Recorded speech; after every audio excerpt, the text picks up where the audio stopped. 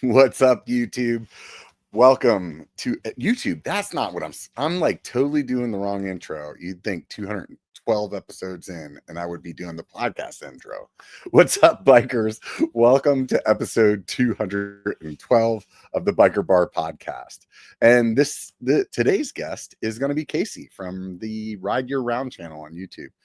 The algorithm just served him up to me recently and checked out some of his content. I was like, this will be a fun conversation. So here we are. I appreciate everybody for tuning in. Before we get started, I want to talk about a couple of things here. You're probably like got your thumb right over that skip 30 seconds button, but wait, just hold on just for a second. As you guys know, I've been riding RE bikes for about the last year, and they were sponsoring me before, but at this point, they're not sponsoring me anymore. They're just supporting me. So what does that mean?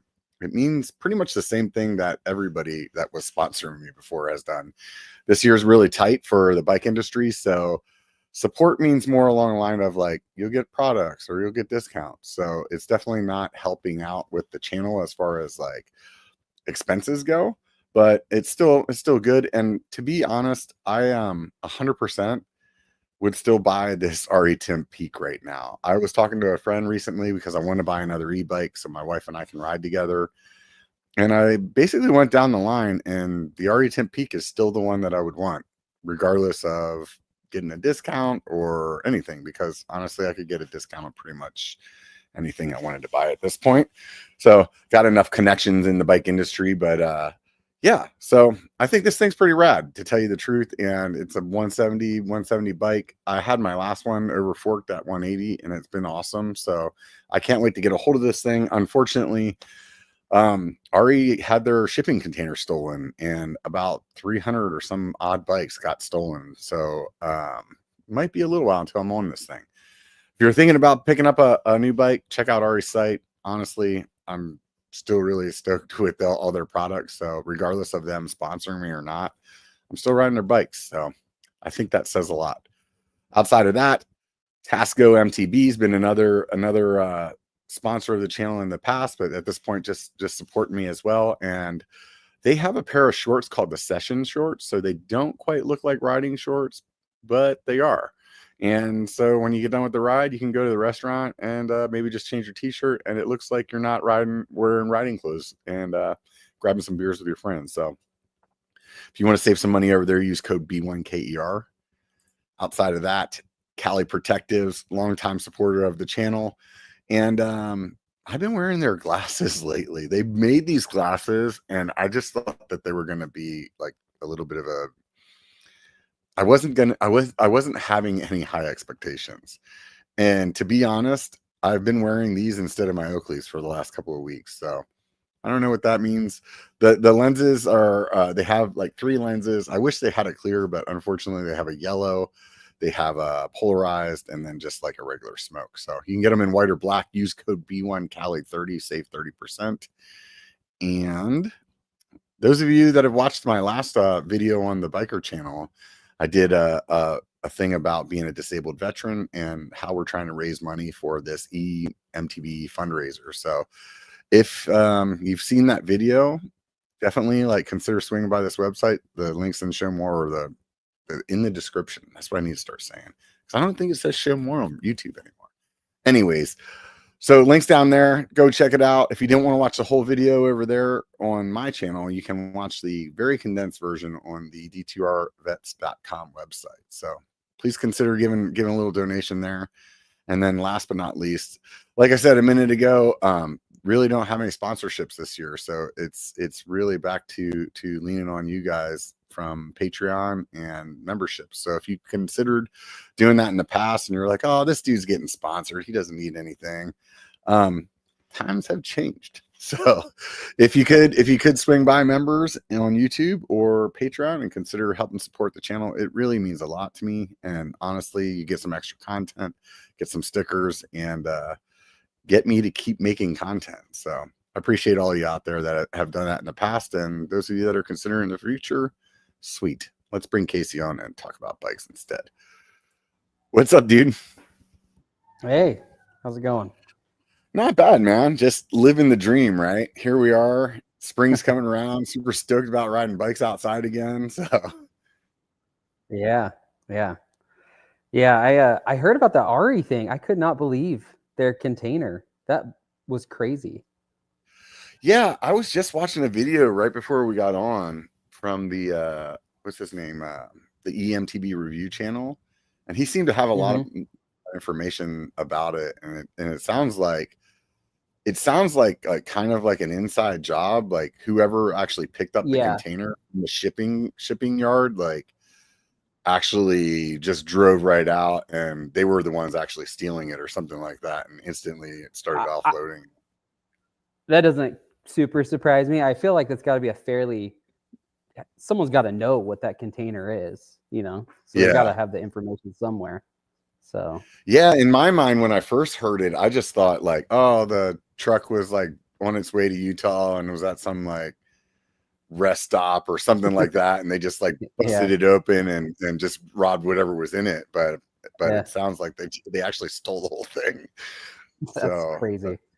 Yeah, it's crazy. Nuts, man. It's something like and honestly, like as bad as the industry is doing right now, to like just go ahead and like throw salt on a wound like that just sucks. I know. Yeah, you can't take too much of that. That's crazy. Yeah. So I mean, this is going to be a wild year for not only the bike industry but for everybody. Like between what's going on with the tariffs and the bike industry, the way it already was like having a hard time with the I don't know what you want to call it, the bounce back from COVID or something like that. So yeah, it'll be interesting to see how many more brands we lose or almost lose. Seems like I know with Revel, it sounds like someone might be picking them back up. I haven't looked in a couple days, but they said the first they said they were completely dead, but then maybe not. So yeah, and I mean that happened with who was that? It was like Niner or one of those brands like Niner. It wasn't Niner. Kona. It was like a couple years ago. They were like, we're out, and then they filed bankruptcy, and then like somebody else picked them up or something like that. And yeah, I think didn't it happen to Kona? Yeah, maybe it was Kona I'm thinking of. Yeah, because they released this bike, their Ouroboros, and I was pretty interested in it because it was like a kind of a mountain bikey gravel bike, and they released it, and then they were at some like Sea Otter or something, and they set it up and then immediately took down. They didn't even stay for like the first day. And then when you started saying that, I started remembering it was Sea Otter last year, which is kind of funny because that's kind of how it played out with Revel too. It's like, hey, here's these new products. Just kidding, we're closing. I know. Oh, what a mess. Yeah. So where are you located at in the US? So I'm in Montana, Southwest Montana. So basically I'm about an hour from Bozeman. Yeah, so that area. Most people that would make a channel, most people that would make a channel called Ride Year Round wouldn't assume that you're in Montana. Yeah. Well, that's the whole point of it is who cares if it's -30 outside? Like, let's go ride. Yeah. Yeah. So if Casey's doing it, anybody can do it. At this point now, I feel like a bitch for like being like, hey, if it's less than 40, I'm not in anymore. Yeah. Once it's 40, I'm like, hey, do I need a coat or am I good? So how long you been riding? So I mean, I originally started, I remember I got a Specialized rock hopper in maybe, I don't know, when I was probably 12. And before that, I had just some cheap bikes, and I used and abused those. So I got this rock hopper, and I would go with my friends. Then I took a big break, got really into like rock climbing and stuff when I moved from Texas. And once I got married, I lost my climbing buddy. He moved away, and I said, guess I'll get back into biking again. And started with road just out of practicality. I was a poor college student, and I had a road bike, and then I slowly ventured off into the dirt, and it's been, I don't know, 15 years probably. Right on, man. So quite a while. Yeah. So are you still doing a lot of road? Or are you like pretty much all over the place or? No, up here, I'll probably always have some sort of gravelly bike, not necessarily a race one. There's just a lot of dirt roads. Everything's a dirt road. So, yeah, I don't do that as much. My heart is always more with mountain biking. It's just way more fun. And then fat biking in the winter. Right on. Which, if you haven't tried it, you've got to try it. I need to, man. I honestly do. And you would think that I would have by now, but it just has the opportunity hasn't really arisen yet. I with the gravel stuff though, I definitely like feel you on that, where I do it a lot during the let's just cut like spring summerish time, just because it's really easy to just get on the bike and roll right out your door, you know? Exactly. Yeah. But it is not fun compared to mountain biking. I mean, and I know I'm gonna like trigger some people on that, but yesterday I went on my first ride this year, and other than that, the bike was on the trainer for the winter, and dude, it's just like that first ride was like it's fun because you're like, oh, I haven't seen this in a while. But on the other hand, it's like you wake up the next day and your joints all hurt and stuff. You're like, man, how did it beat me up so bad? I didn't even feel like it did anything. Yeah. No, actually, that's been, I think, gravel and accepting that as like, okay, sometimes I don't have time to drive to a trailhead. I'm going to hop on my bike and just leave from my house. That has helped my fitness so much more, because realistically, with a mountain bike, even if you are doing a giant climb, the way back or the way down, your heart rate might be high, but you're not getting as much fitness. A gravel bike, it's kind of a grind the whole way. So yeah, it really it depends on what you're riding and how you're riding, that's for sure. If I'm like riding for fun mountain bikes, it's definitely a lot more chill on the downhill, but it seems like the last few years I've really been more like actually like pushing really hard on the downhill, so it feels like almost just as bad as the climb. So it's like you get down to the bottom and you're like, oh my god, my heart's about to explode because I was pedaling so freaking hard. But do you wear a heart rate monitor? Yeah, I do. I definitely do. Okay. It's like part of my routine because it's one of those things. I get like I guess the best thing to say is like anxiety about my body sometimes, and having the heart rate monitor, it just like it helps me out with that, so I'll like feel like, oh man, I'm not feeling right, and I can look down and I'm like, dude, your heart rate's at like 130, dude, you feel fine, shut up. Yeah. No, you're like, I swear something's wrong with the monitor. I feel like it's at 170 right now. Right. I know what you mean. Yeah. Yeah. It's good though too, funny. because go ahead. Oh, I was gonna say, like, I agree with you though. Like, I'll do some of these endurance events and I'll be like, okay, I'll get to rest on the downhill. But then I look at my heart rate on the downhill and it dropped 5 beats. And I'm like, I'm not resting. My body's not resting. It's just different muscle groups though too, but like if I'm having fun, it's definitely like a way different pace than it's kind of like you're just coasting along and trying to hit little pops here and there and stuff like that. So it's good stuff though, man. It's very interesting because you can definitely tailor a ride to be as painful or as fun as you want it to be. Yeah, for sure. Yeah. So when you got into mountain biking, was it primarily in the summer? Did you start like with the winter stuff right away, or? No, I mean, I grew up in Texas. I ended up in Montana because my wife was from here, and also, I think I wanted to move back here more than she did. So I originally, though, in Texas and even in Utah, I was pretty much a spring, summer, fall rider. And then where at Texas? like north of Dallas. Oh, okay, cool. Yeah. But I didn't get into like a fat biking till probably 2017.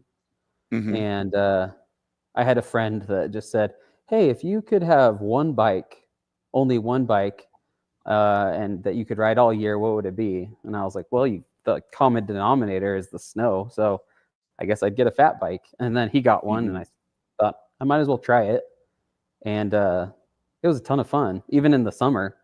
So that's kind of what I did for a while. I ended up with one fat bike. That was my only bike. But So the fat bike that you got, was that a hardtail or like a it full was suspension one? it was rigid, full rigid. It was a Salsa Muckluck and 26 by 4-inch tires, which nowadays are tiny for a fat bike. Oh, wow. And it's crazy though what you can just, if you get your pressure right and you just let the bike work and let your body move, you can ride over tons of stuff. Man, 4-inch tires. So if 4-inch tires is small now, what is like what's considered a big size? What's the plus of fat?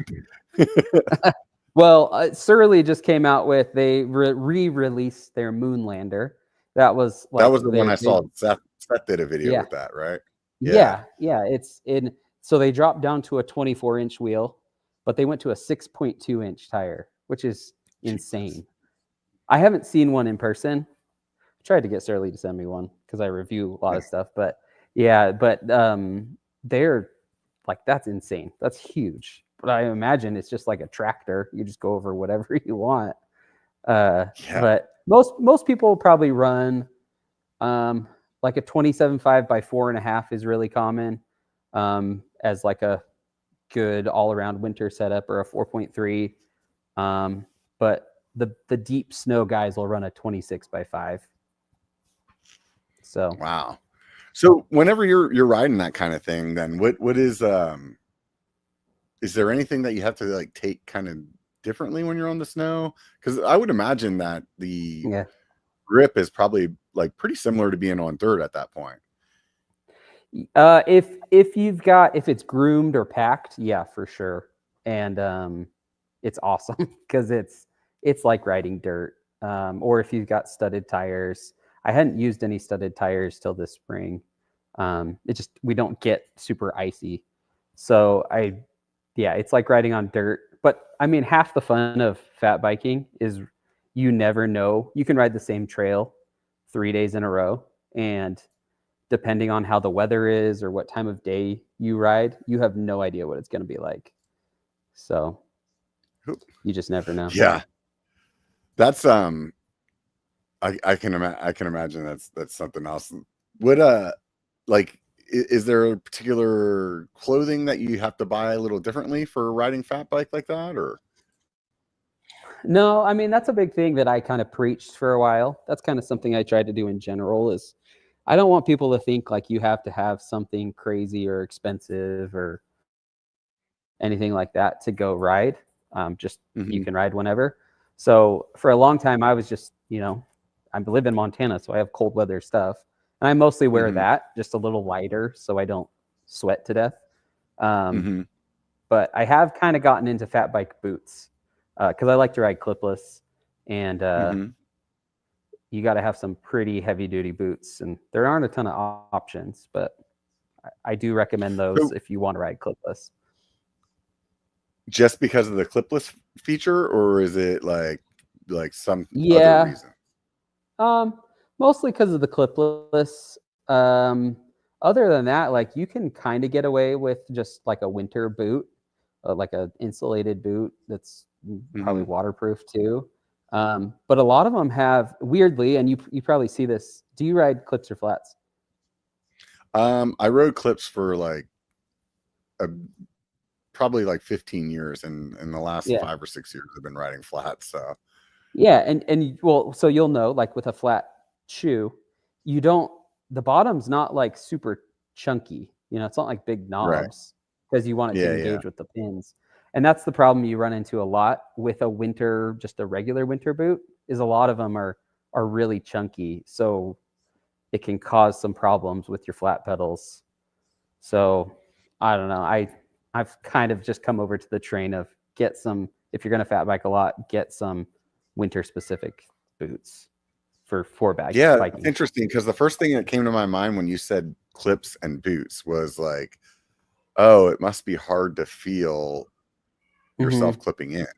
You know what I mean? Like Yeah. that to me is like one of the nice, or at least when I'm riding clips, you know, I have shoes that are pretty damn close to the same size as my feet, you know, and Yeah. like you can really feel the pedal, so to speak, underneath your foot as you like Yeah. clip in. But with a boot and then a thick sock, I would imagine that it's probably a little bit more of a struggle to clip in. Or Yeah, not necessarily for that. You get that a little bit, especially on certain boots. But sorry, I've got some cats that are fighting each other. Don't know if you could hear that. But a lot of the problem is actually just if you end up walking at all, then you get snow packed in there, and so then you can't clip in. So that's yeah, one so it's reason just like mud then at that point. Yeah, exactly. Except Yeah, it turns into rock, basically ice right there, which is right. then you gotta like chip it out and stuff. Right, which is no fun taking your shoe off in the summertime, so I can only imagine how it is in the winter. Yeah, avoid it at all costs. Yeah. Yeah, yeah, that's crazy. So, yeah, I've never done that, and you know, I think about like layering clothes, or Mhm. like I know like with my ski stuff, it's really nice to have things that have zippers like in the armpits or like in the Yeah. legs. You Mhm. know, are you using similar type of gear for that Yeah. in the Yeah. fat biking?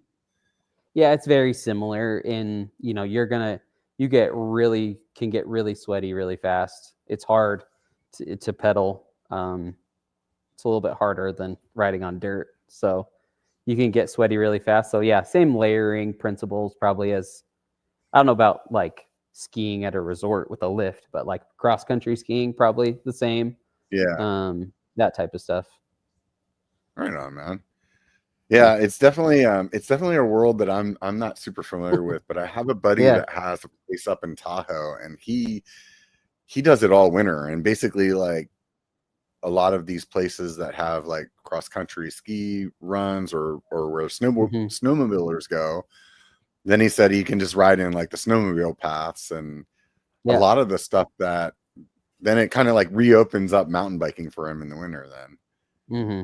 Yeah, that's what it was for me. I started to go crazy. I was from somewhere where we didn't get snowed in all winter, and I just felt like I'm gonna go nuts if I can't do something to get outside, and I don't really want to go Yeah. ski and snowboard. It's so expensive. So Yeah. I grabbed a fat bike, and all of a sudden I was like, "Hey, I love the winter. This is cool." Yeah. So yeah. Yeah, my friend bought a full suspension one. So I didn't even know they did Oh. that. And Hmm. then he's like, "Oh no, you can like go all out, you know." Yeah. No, there's not that many of them left. You've got like ICANN makes one. Trek used to make the Farley in a full suspension. I had I one of think those that's for a the one little that he while. got. Yeah. Yeah, that one was a fun bike. I'd set it up 29 plus most of the year, but Mhm. yeah, super fun bike. Kind of bummed they Can you got rid of all ride that like stuff. a plus tire? Like at what size of a plus tire could you get away with in the snow? Or is it like you have to have a fat bike? Um, so I mean, an official fat like if you're going somewhere where they groom the trails, the basic Hmm. rule is you can't have below a 3.8 inch. Oh It's wow. like bad trail etiquette, or they'll say you can't ride. Um, Uh-huh. So, but I mean, I'll go ride places that, people are just hiking and packing down, and you can get away with a plus tire, a 3 inch, depending on the Hmm. conditions. It's just not as easy. So Got it. you're What's the more deal likely to with wash the out and stuff.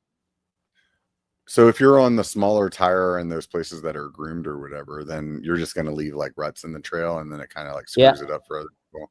Yeah. Same principle as with mud.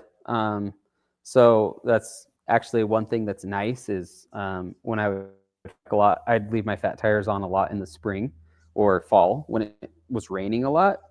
Because you actually, anytime you came across, a spot that was muddy and you don't want people to ride around it, obviously, and widen the trail. But on a fat bike, you can go through and it won't even really leave a rut. It'll almost smash down everyone else's little ruts that they left. Oh, interesting. That's funny. Yeah.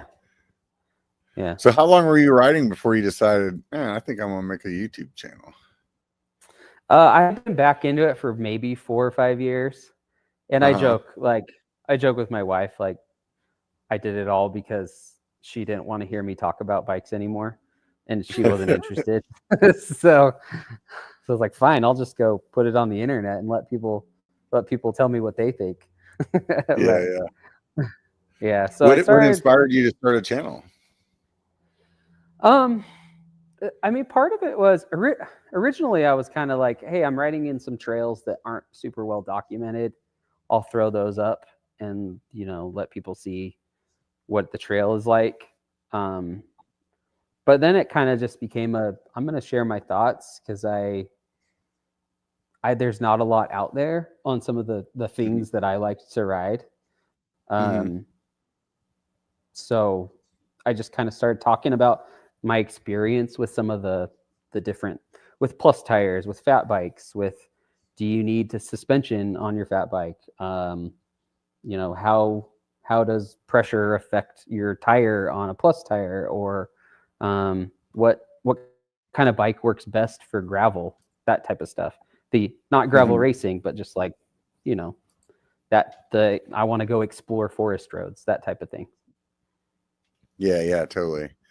So, I mean, it sounds like you got yourself a little niche. Is there other people making content in your space, or are you kind of one of the only people out there? I don't necessarily search for fat bike content, so I have zero idea what's going on there. Yeah, no, and I guess like originally I was gonna lean really hard into the fat bike thing. There are people that do it, but it is a pretty small niche. So there are definitely people out there that do it, but it's hard to make it like that your only thing.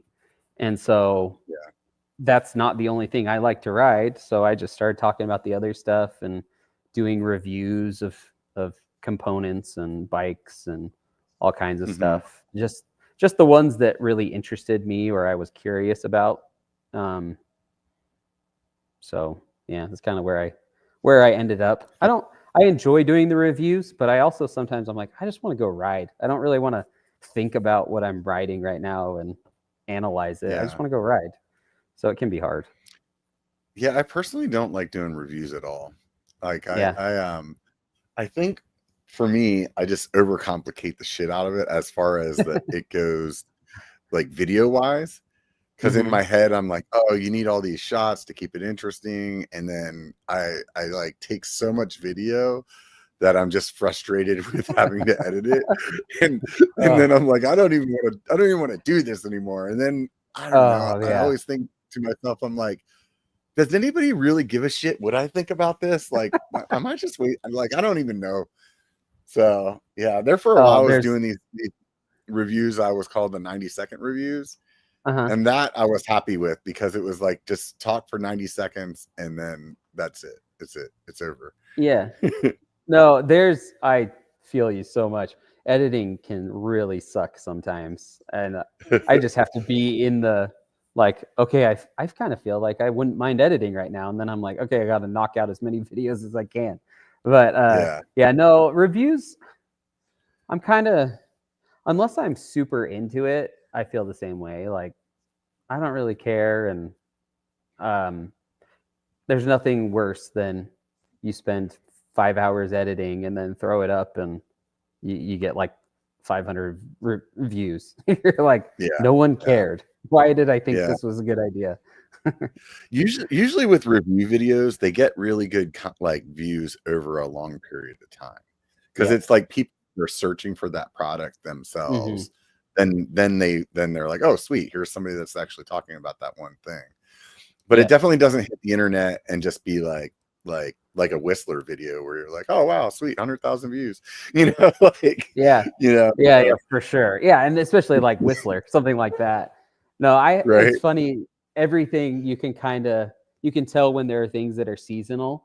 So a lot of my fat bike content, I notice around September, October, it starts to pick up. I see those spike, even though they're 5 years old. Or Yeah. I probably like 4 years ago went and rode the Navajo Rocks Loop down in Moab with my Mhm. brother-in-law, and I just posted that, and it's literally like a trail tour, and it's Mhm. terrible. Every time I go back and watch it, I'm like, should I delete this?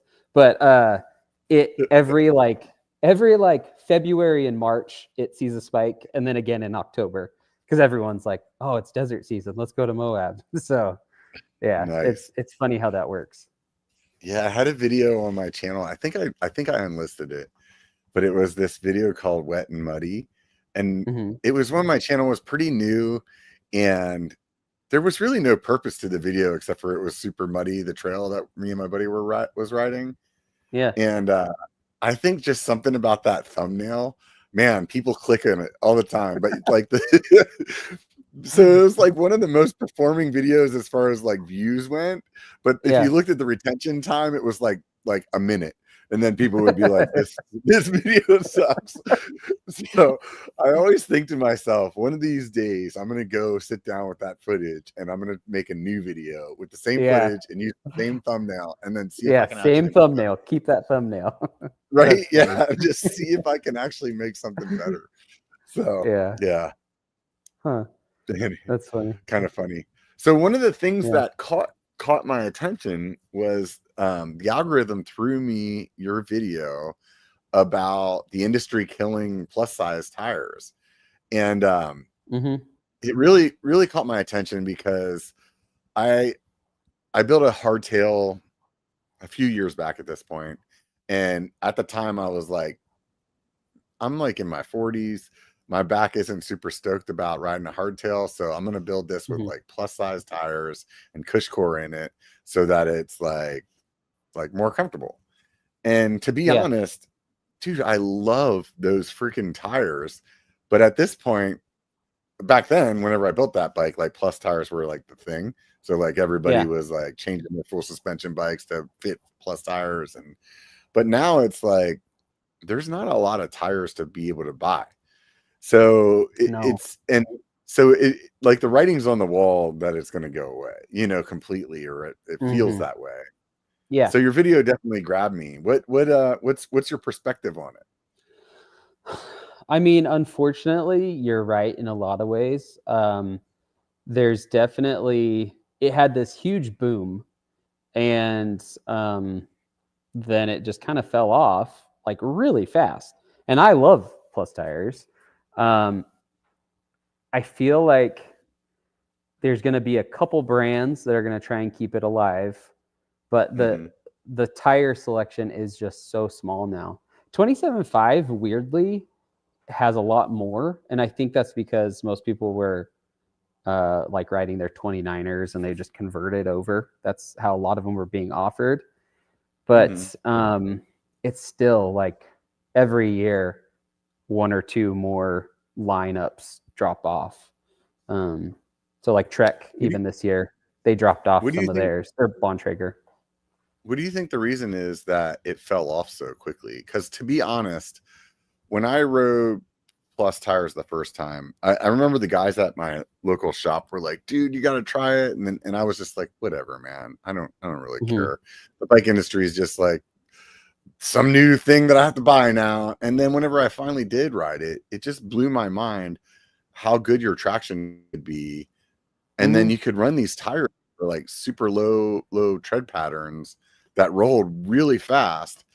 It was like like it seemed like there was a lot of benefits, and I wasn't necessarily catching all the whatever the cons were.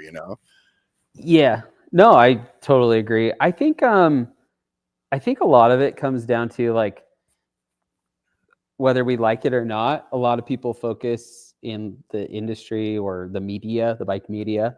A lot of it is these like groomed trails and jumps and like that type of stuff. Even like Rampage this year was kind of controversial because of the way the runs were. It's becoming more slope style and that type of thing. And plus tires honestly there's not a lot of benefit to them there. In fact, their cons probably show up more there with like Yeah. if you corner super hard, yeah, you're probably gonna fold the tire over. Yeah. But then a lot of it also came down to like they spec'd the wrong rim widths. They were going with like 30 and 35 millimeter rims internal, and that's just way too narrow, even for a 2.8. So I think that didn't help at all.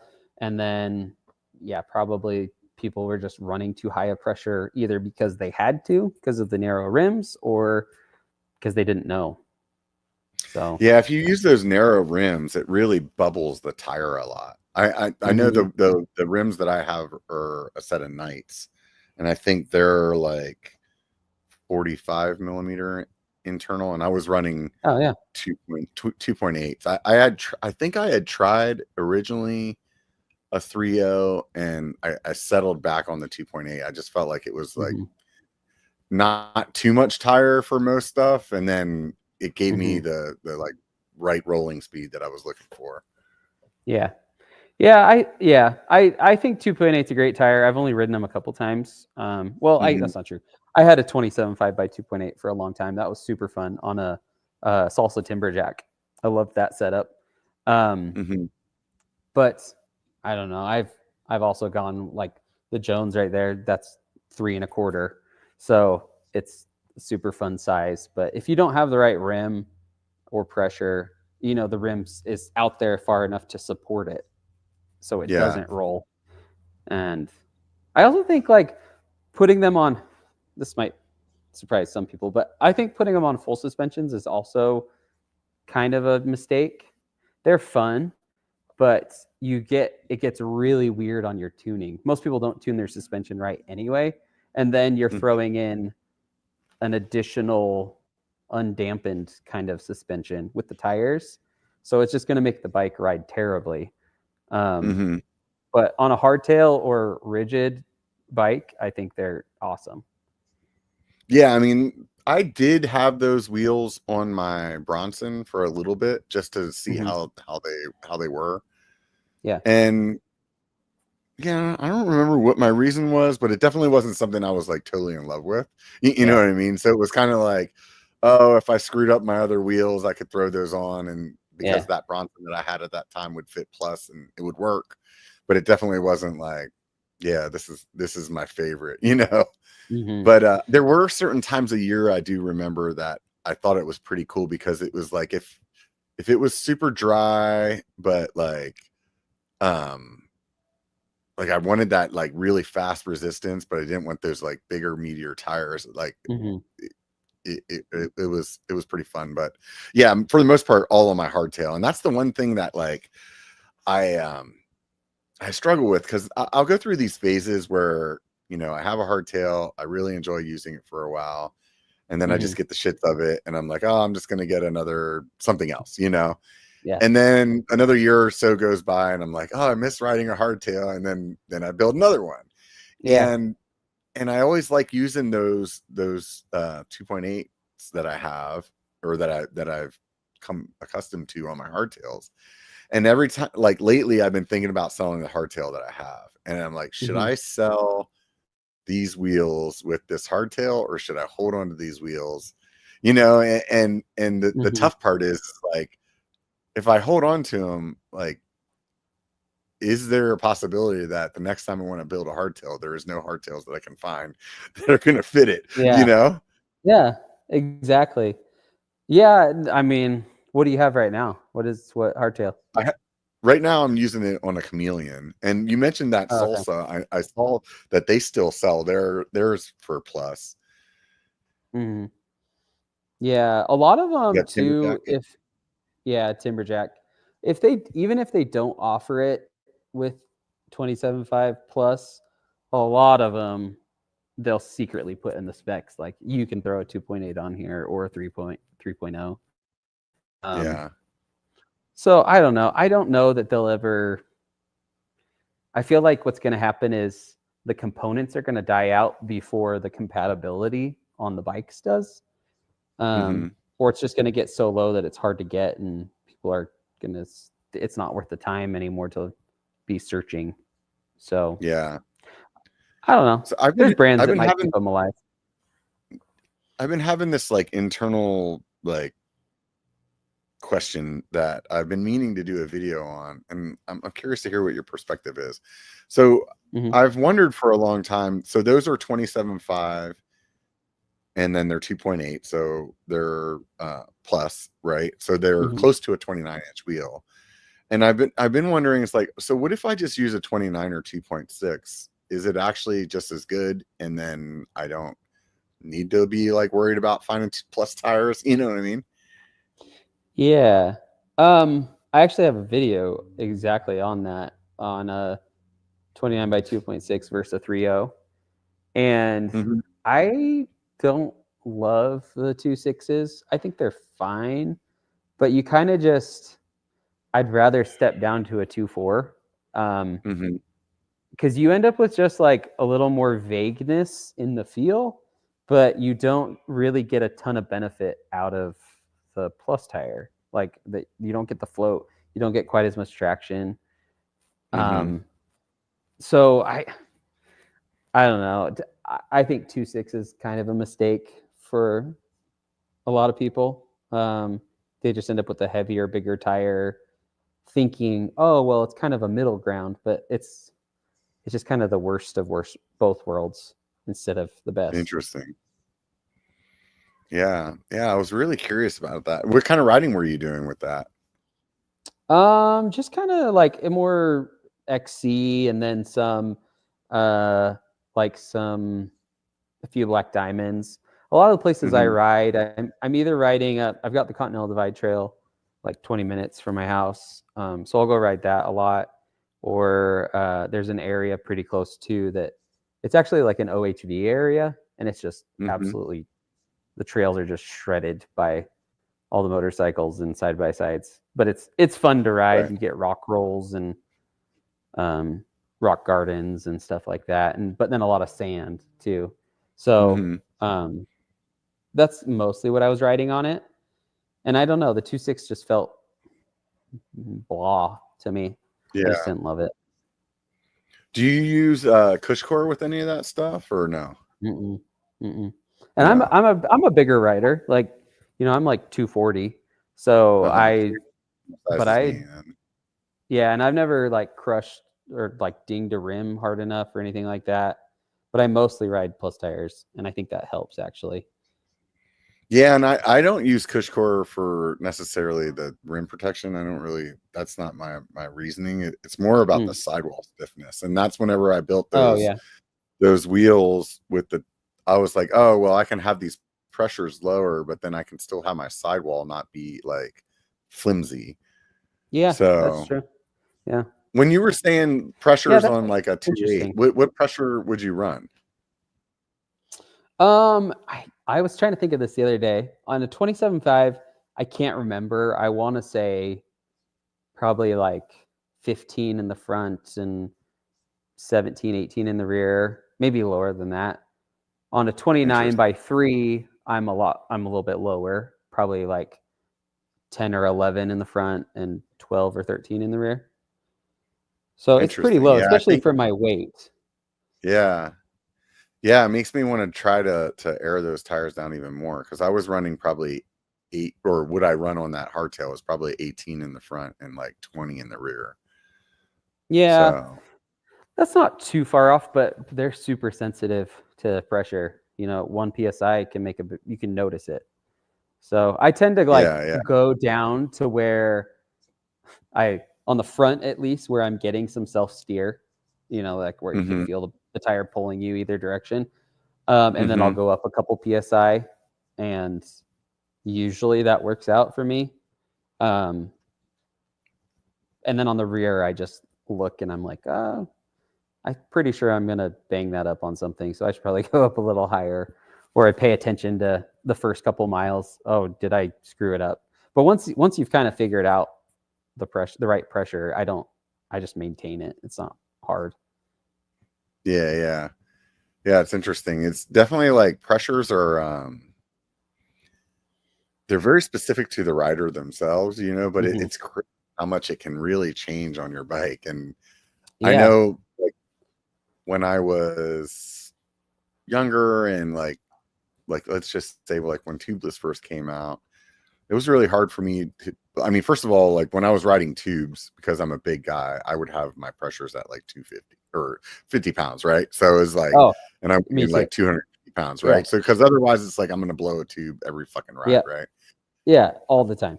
So, so then when it went tubeless, I remember being like, well, the highest pressure you can run in tubeless is 40, and then that's what they like tell you. So Yeah. I just started at 40, and it Oh, was like it took me a long time just to accept that I could possibly go down to like 30, yeah. or something. And it's funny because I talk to a lot of newer riders now, and they'll have their pressures pretty high on tubeless, and I'm Mhm. trying to tell them like, look, dude, like even when I was like 280 pounds, I was still running like 28, Yeah. like you Yeah. can really bring it down, Yeah. And it's like a whole new world. Like I remember Yeah. I was riding with this guy and he had a hardtail and he was just talking about, man, this trail's really rough. And it was like it had some rock like loose over hard basically. Yeah. And I was like, what pressure are your tires at? He's like, I don't know, probably like 50. And I was like, okay, let's drop these down a little. And after Yeah. that, he could not believe how smooth the trail felt. I was Right. like, yeah, you were punishing yourself. It really changes the way that the bike handles and a lot of things, and I think Hmm. that whenever you first change pressures, my advice to people would be to like do it slowly, and not necessarily because you can't go down to like that other pressure, but Hmm. to let your mind like adjust to how that feels. Because I Yeah. know when I was running 40, if I went and I rented a bike and it had 25, I would feel like my tires were rolling, like wiggly, and like everything was wrong. It would just be Yeah. like, yeah, there's no way I could ride like this. And if I, as I ended up getting down closer to those pressures, it would be like, 5 psi at a time, and be like, okay, then your brain kind of like reassociates itself, Hmm. and then it's not bad. Yeah. Yeah. That first time you're definitely kind of like constantly aware of everything that's going on with it. I Yeah, feel that way every time I like fix, something on my truck. After that, I'm just like hyper aware and like, what was that noise? yeah, Like, is that falling off that part? I don't know what yeah, I'm doing. Like, yeah. Yeah, I know the first time I did brakes on a car, and I remember like driving down the road, like, is it really working right? yeah, you're like driving like a grandma. You're like, watch out, everybody, here I come. Yeah. Never noticed how much like play was in your brake pedal until the brakes Yeah, were like really tight, and you're like, no, it's definitely too loose now. I did something yeah, wrong for sure. yeah, That point. definitely. So how long you been doing the channel at this point? Um, like in earnest, probably 3.5, 4 years. Right Um, on. and there's definitely lulls in that. I still have a full time job. I've got 4 kids. Like I have a busy life, so Mm-hmm. uh, I try to be fairly consistent on my videos. But if it starts to stress me out too much, I just say, okay, well, I got to chill for a minute and just this is Yeah. not the end of the world. But yeah, I just probably about 3 or 4 years as I've been actually trying. Yeah. So So some yeah. consistent growth, not like blowing up, but like consistently. No. Yeah, No, and yeah. it's weird because like I mean I don't know, I have like 5 or 6 videos that have over 100,000 views. One that's over 200,000, but I don't know. I haven't been that concerned on the subscriber front. The only time I really care Yeah. about it is, or that I feel like it really even matters is when I approach a brand saying, Yeah. "Hey, do you want to send a bike in to review?" And Yeah. uh, then it kind of dings me, but whatever. Yeah, no, I'm with you, man. I mean, I've been doing my channels for similar amount of time, and I'm not too far in front of you. So I think it's a similar trajectory as well, though, where it's like I'm not gonna like kill myself to like release a video once a week because that's what, I don't know, the algorithm says I'm supposed to do or Yeah. something. It's realistically like I need to be in that creative mindset first of all, and Mhm. then the other end of it is, dude, it's super time consuming. Like So I time would have consuming. never, yeah, I would have never imagined how long it takes to do this stuff before I did it. You Yeah. know, in my mind, it was like super easy, like just put on a GoPro and like poop out a Yeah. video that day, you know? Yeah, and half the battle is, okay, well, what's my video even gonna be about? Like, Yeah. what what do people wanna what do I wanna talk about, or what do people wanna hear? Um, Yeah. that can be hard sometimes. What's your how do you go about coming to that? I mean, it's gotten kind of easier with mixing a lot of reviews in. And Hmm. sometimes I don't like that because I don't want to be just like a strictly a review channel. But Hmm. I'll go back and look and I'm like, oh shoot, like my last 8 videos are all reviews. I don't love that. Yeah. That helps a lot to force me into posting more consistently. Um, but otherwise, I just think a lot of it comes down to just what are the thoughts that I had about something, Hmm. or did I try something weird? Like, I don't know. Like one time I just realized, hey, I rode, people were talking about what size tire should you use for gravel. And I realized, okay, well, for a little bit, I ran 40 millimeter Maxxis Ramblers. And then I up switched and I rode 50 millimeter Maxxis Ramblers. And I was riding all the same area. So Hmm. I'm just going to share what my experience was with it. Hmm. That can be it a lot of times. Or I'll be riding and I'll have a thought of like, I wonder why this works this way, or how this affects something, and I'll write it down. That's where most of it comes from. Just kind How of do you like that tire, the Rambler? That is that your go-to? yeah, I don't have any right now. It's a good tire though. It's not like the fastest rolling out there, but it's decently fast, and I've never gotten a flat with it. And I mean, it's a Maxxis tire. It's pretty heavy, but surprisingly good traction. Like I ran it on a Surly Karate Monkey. I had that as like my gravel bike, Hmm. and I'd go. I love to hit. I want that gravel bike to be pretty much handle everything except for blue and black and double black trails. So it would handle some torn up stuff, some rough surfaces really, really well, surprisingly well. Even some snow, actually. I'd hit some drifts that were left and I could pedal through Uh-huh. it, which surprised me. Right on, man. Yeah, I just recently finally wore out the gravel tires that I had on my bike since I had bought Mm. it. I have a titanium Blackheart, and Oh. I I went from, I think there was like 40s that were on the bike to 38s, Hmm. and then I switched to, and that tire was like a pretty much like it had tread all the way around it, and I Hmm. just picked up these Specialized tires. I think it was the Pathfinder or something like that, but it has Yeah. like basically like a strip in the middle that It's is, like a file pattern, like a file like that you would use on yeah, metal, that type of thing. Yeah. yeah, and the middle of it has a strip that's kind of like basically like just rubber, like Oh, yeah, completely yeah. like Oh, I slips. know what you're talking about. Yeah, it's like a road tire almost. It's just smooth. Yeah, Yeah. yeah, because I like to say I'm a gravel bike rider, but realistically, I'm like a road bike rider that gets on the gravel sometimes. You know Yeah. what I mean? Yeah. Because there's a paved trail along the American River here in Sacramento that's 30-ish miles long, and Mhm. it's really close to my house. And then there's all these little like offshoots that you can get onto the gravel, but most of the time I'm on the road, so, or on the paved part, and Yeah. so I was thinking, okay, well, let's see how this feels. And like I said, yesterday was my first ride. I don't know.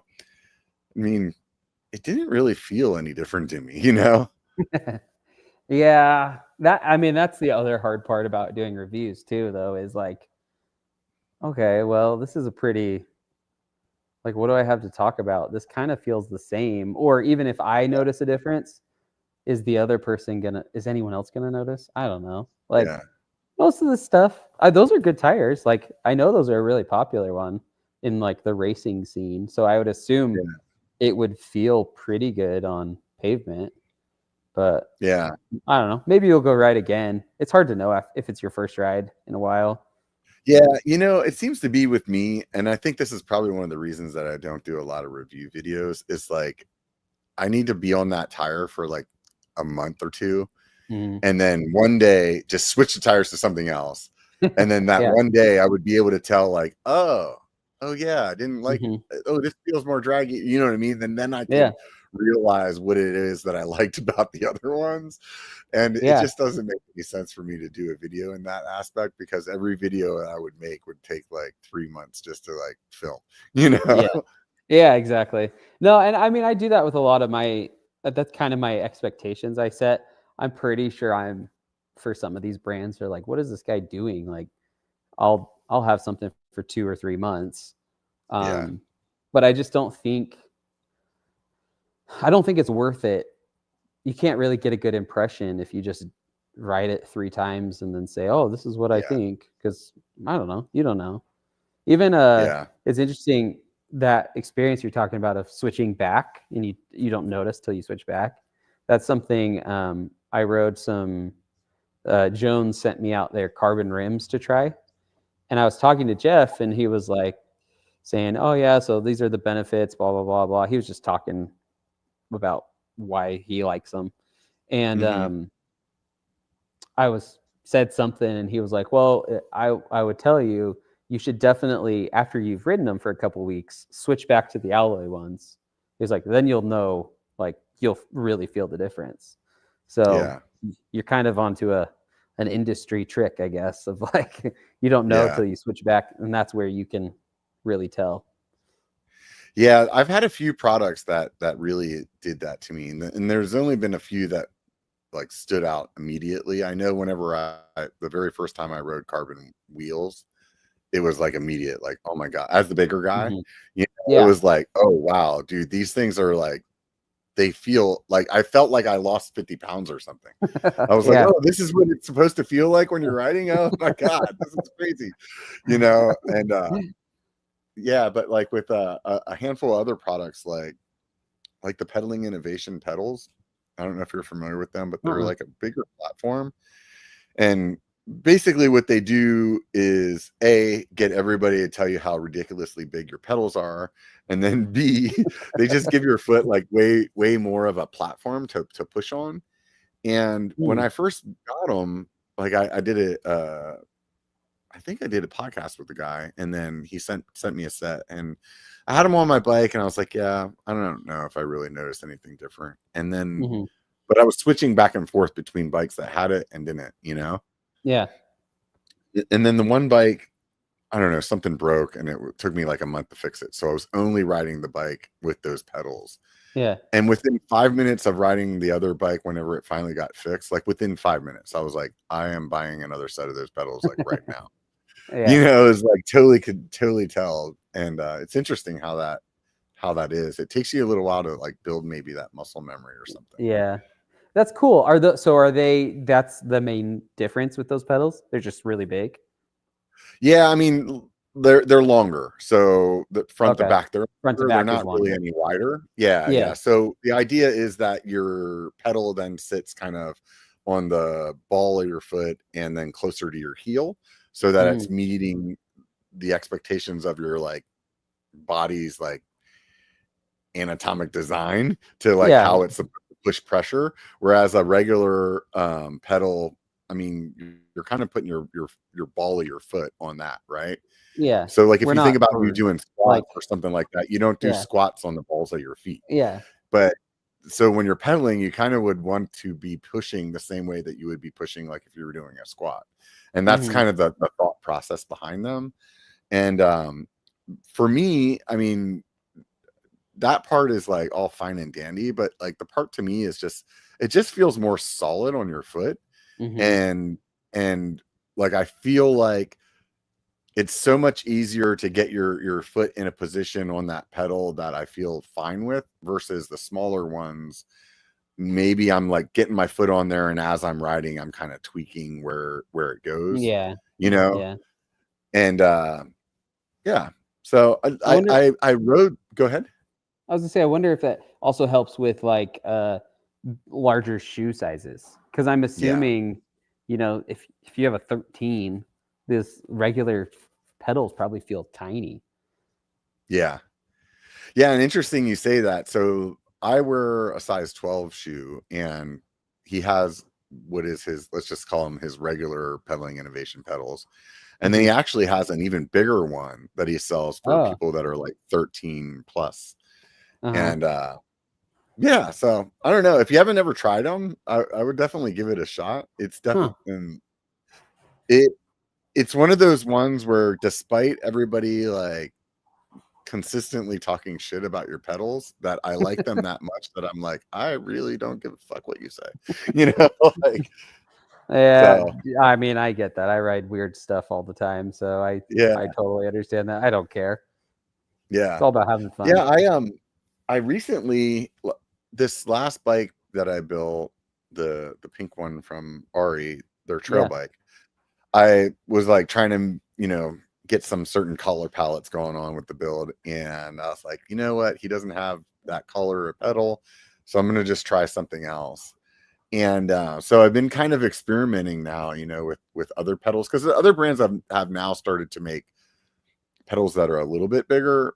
They're not Hmm. quite as big as his design. So Yeah. it seems like there's a little, like, it's not as much of a leap as it was whenever they first came out, to Hmm. some of the ones that you can get, like, I don't know, like Stamp makes like an extra large, or Yeah. like there's a couple of different brands that have definitely like a larger platform now. And I think Yeah. you kind of get that feel with those other ones, but it's definitely, I definitely notice it when I switch back to the bike that has the Pedaling Innovations, Hmm. that I'm like, it just feels better. I Yeah. wish that he made a design that was a little better. Like, I feel like he could tweak the design and it could maybe look better than the way that it is right Yeah. now. Put it that way. Yeah. Yeah, that makes sense. We don't want to get But made fun of that much, right? yeah, Yeah. yeah. Well, I think you can make it look better, and I think that you can make the profile smaller, Yeah. and still like have it just as rigid. And um I think that's what I'd personally like, I would be going for. But I can also understand it from, this is a guy that's just like, this is this business that's, let's just say, running out of his garage, like, Yeah. it's not like it's his full-time job. And I know if you're going to get something like that created, to get molds or the design Hmm. created, it's like super expensive. So Yeah. it's like, is it really worth it? I don't know. You know what I mean? Like, who Yeah. knows? No, Yeah. that's one thing I try to look for too, even in like some of the reviews I do, or the brands that I'm interested in, is one, it's because they'll talk to me, but two, it's like I like kind of supporting these guys that are just thinking outside the box, or trying to start up on their own and try Yeah. something out. It's really cool. There's just some cool innovation. I did watch your, I think it was your last episode with that guy, that 16-year-old that Oh 3D yeah. printed that stuff. That was so cool. I you know, I think that's super cool that he's got the both like the motivation, but also the know-how to just, yeah, I'm gonna do this and start doing it. Yeah. That kid really blew my mind, man. I honestly, like, wouldn't have even took notice to what he had done, because I don't Hmm. ride dirt jumpers. He Yeah. was standing there talking to somebody else that I was beside, Hmm. and it was because I started eavesdropping on their conversation that all of a sudden I was like, wait a minute, this kid made this thing, and he's like 16. And then you listen to him talk and you're like, Yeah. man, I He, definitely was nowhere near where he's at 16 years I old. know. I was I like, was up to no I good. was scared to talk to the cashier at the grocery store. Yeah, Yeah, yeah. that's cool. Like, and the part of it where he's like, yeah, I was just like playing around with the idea, and I was just procrastinating. So 12 days before Sea Otter decided to make this bike, Yeah. it's like, what? Yeah, that's crazy. It's cool though. Yeah, I just yeah, really appreciate people who are willing to go out on a limb and try something out. And yeah. It's cool. So what's some of the stuff that's like surprised you on the channel, like some of the videos that you made? Like the way they've done well, or what do you mean? Like, yeah, let's just say we'll start there. You know, something that Like you what's did done that well? that kind of Yeah. did well, that you were really surprised that you probably weren't thinking Yeah. was gonna. Well, like sometimes I feel like there are some videos that um it's so hard to predict what the algorithm is going to push. And Mhm. there are just some things that I don't know, you put out and you think no one's going to watch this, and then all of a sudden it's like taking off. And um some of like my hardtail content, which uh I haven't been doing as much recently. I haven't had a hardtail into review or anything lately, but some of those, like that's one of the videos I did that has done the best, and it was just, here's 5 reasons why I think you should ride a hardtail, and I just talked about that, Mhm. and it didn't do great at first, and then like 6 months later, all of a sudden it took off. Um, yeah, so I don't know. There's just certain topics that you don't think are going to do great, and then all of a sudden they do. Hardtails though Yeah. are, you know, they're a pretty popular topic. So yeah. Yeah, I would have never thought that they were as popular as they are. Mhm. I remember when Steve started Hardtail Party, and I remember thinking, like, are you sure you can have like enough content about hardtails and Mhm. people that are interested in it to sustain a channel by itself? Yeah. And then he's like, yeah, no, it's definitely there. And sure enough, you know, like next thing you know, he's got like 60,000 subscribers. And I'm like, holy Yeah. shit, man. No, I would have never expected. yeah, I think some of that is he's really good at explaining things too. Yeah. And it makes it interesting. Uh, I didn't I had followed him for not very long, and then when I was down in Utah, one day he just reached out on Instagram and said, "Hey, we're gonna go ride." They were gonna shuttle a trail in American Fork Canyon. He's like, "Do you want to go?" I was like, "Sure." I was like, he totally just needs someone to drive another car so that they can shuttle. But he just Yeah. wanted Right. to. He had seen a video or two and just wanted to ride. So rode with Yeah. him and Tess, and good guy. That's was Yeah. I remember he was reviewing the Sage Titanium something. It was from Sage though, and I just Uh-huh. remember like thinking that's a sweet bike. But yeah. Yeah. One of the best rides I've ever had was with him and Tess in Downeyville. And it just was like the perfect amount of adventure, the perfect amount Hmm. of like great dirt, just good times. And we just had such an awesome day. And it was, they're good people, you know, and so they Yeah. definitely they're part of it too, you know. So Yeah. always I think that helps always him will though. be one that I remember, you know. Yeah. Yeah, for sure. Yeah, I'm trying to think of other things that kind of surprised me with my channel, or you know, topics or things, but What's some of the other ones that you've had that you said you have a couple that are over 100,000? Are they all hardtail as well, or? yeah, no, another one was, it was like some reasons why you should ride a rigid bike, because Mhm. I a rigid mountain bike. I had always had like kind of enjoyed riding a rigid mountain bike. Um, and so I thought I'd just share my thoughts. And honestly, now I'm kind of more of a proponent of them. I think they're super fun. I think that many people um, overbike, and so they just end up. It just doesn't make the trails as fun. Um, Yeah. Not that everyone does that. I think there's just some percentage that do. And also, Yeah. I'm probably just risk averse, and so I'm like, oh, I'm on a rigid bike, I can't hit that 10-foot drop. But Yeah. yeah, so I had one on that did pretty well. I expected a lot more hate on it, or people to say it was stupid, but um, there were a lot of people that agreed. So yeah, Yeah. rigid I have bikes a are fun. friend that I've been trying to talk into riding a hardtail, and he just doesn't get it. And I think it's because whenever he rode a hardtail last, he wasn't as good of a rider. Mm, And and I'm assuming the reasons that I have in my head about why you should ride a hardtail are similar to the the rigid bike where it's just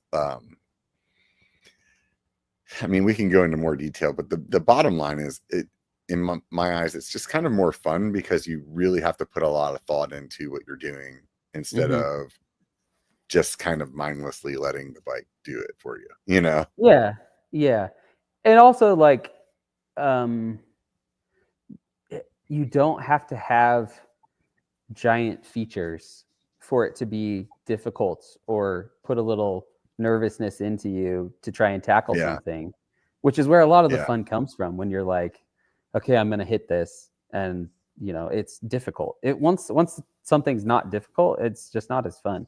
Going fast, yeah, a lot of people solve that by going faster, but right. I don't think that's always the solution.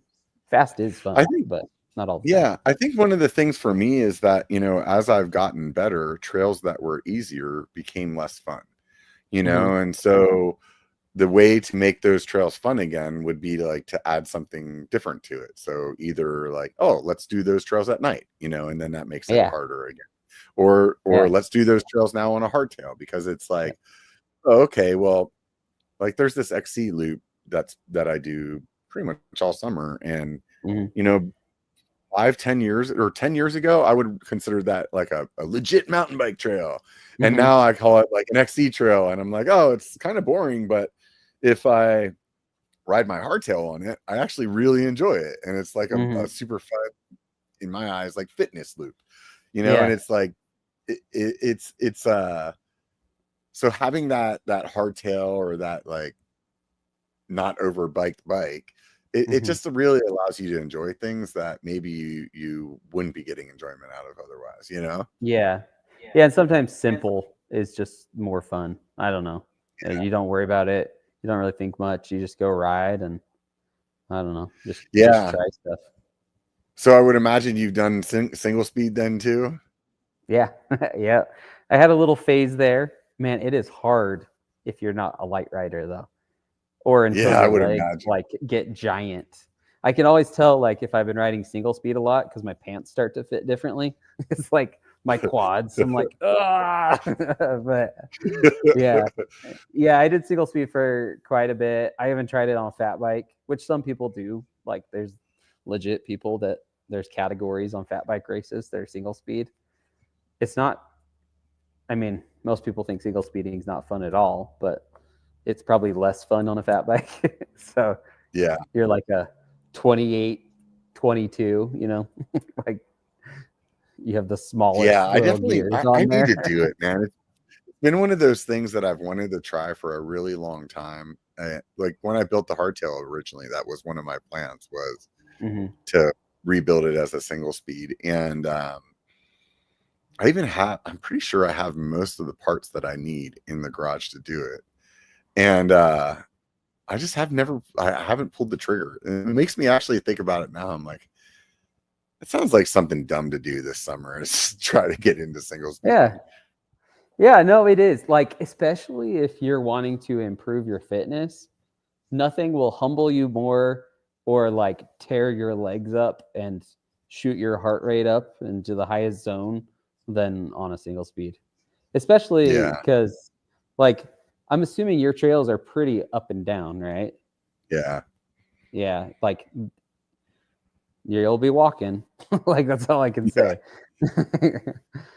Yeah, the other So, thing yeah. that I'm sure it really does, and I can only equate this to times whenever I've had something wrong with my bike and I had to stay in a specific gear, is Mhm, like it really makes you understand how to carry your speed. And mhm, like, because there's spots where you can't pedal because you're just going to loop out, you mhm. know? Yeah. Yeah, you definitely learn, it's like all about maintaining your momentum, and it Hmm. does help a lot. Uh, like if I ride single speed regularly and then I swap, I'll ride geared too in there. But it's amazing how much faster you are. And it's not just because your legs are stronger, but like your riding style changes up and you get really sensitive. You know when to attack the uphill on if it's rolling or things like that. So there's a lot of benefits to it.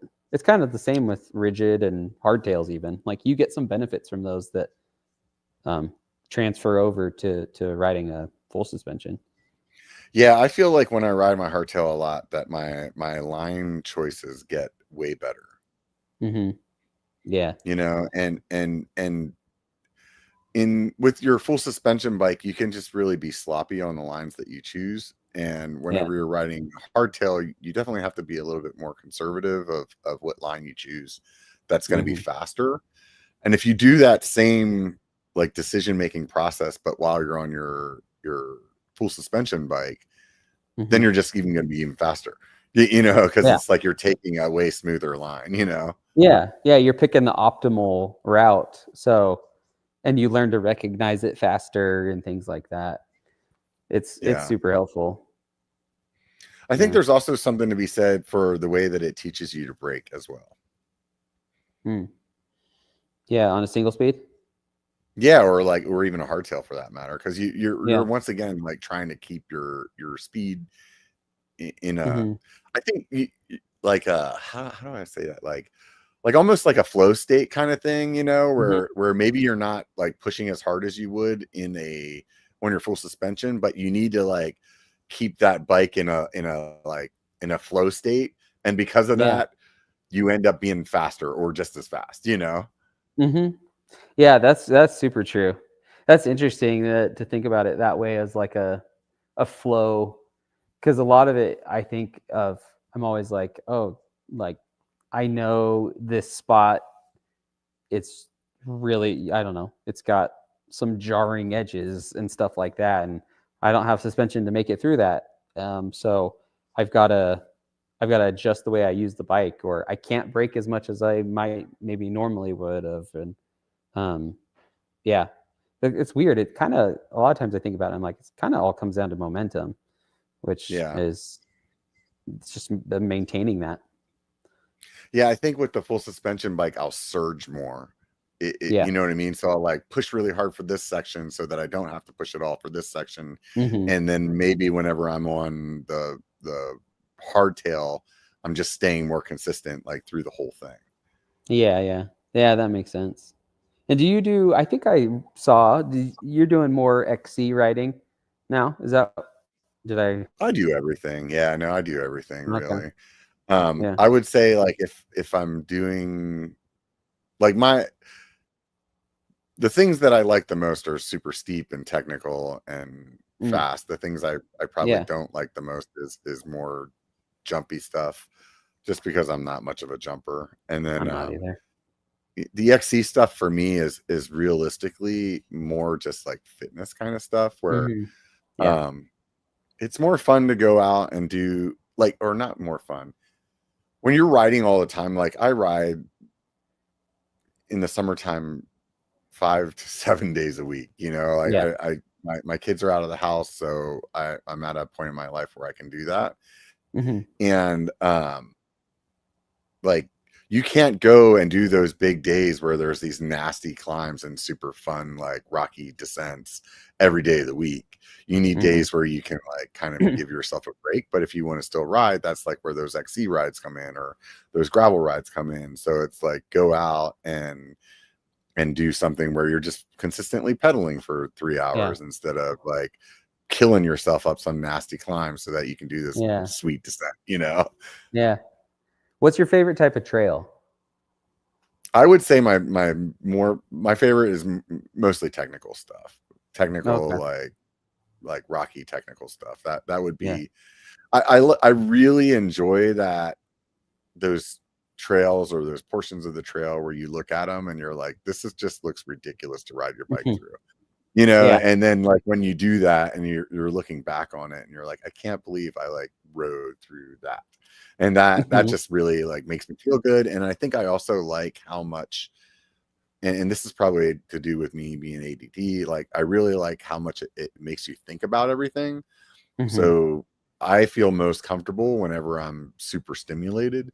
So it's like me thinking about braking and where I'm putting my body weight and how heavy I'm pedaling and all of these like millions of things that you have to think about while you're doing something technical. Like that to me is like, oh, this is nice and relaxing, you know, because there's no other thoughts in my head except for that, you know? Oh yeah. No, nothing really beats like just those rides you have every once in a while, and I feel like I finish and I'm on top of the world. Like my head is so much clearer, and Yeah. yeah, it's so helpful sometimes to go on a ride like that.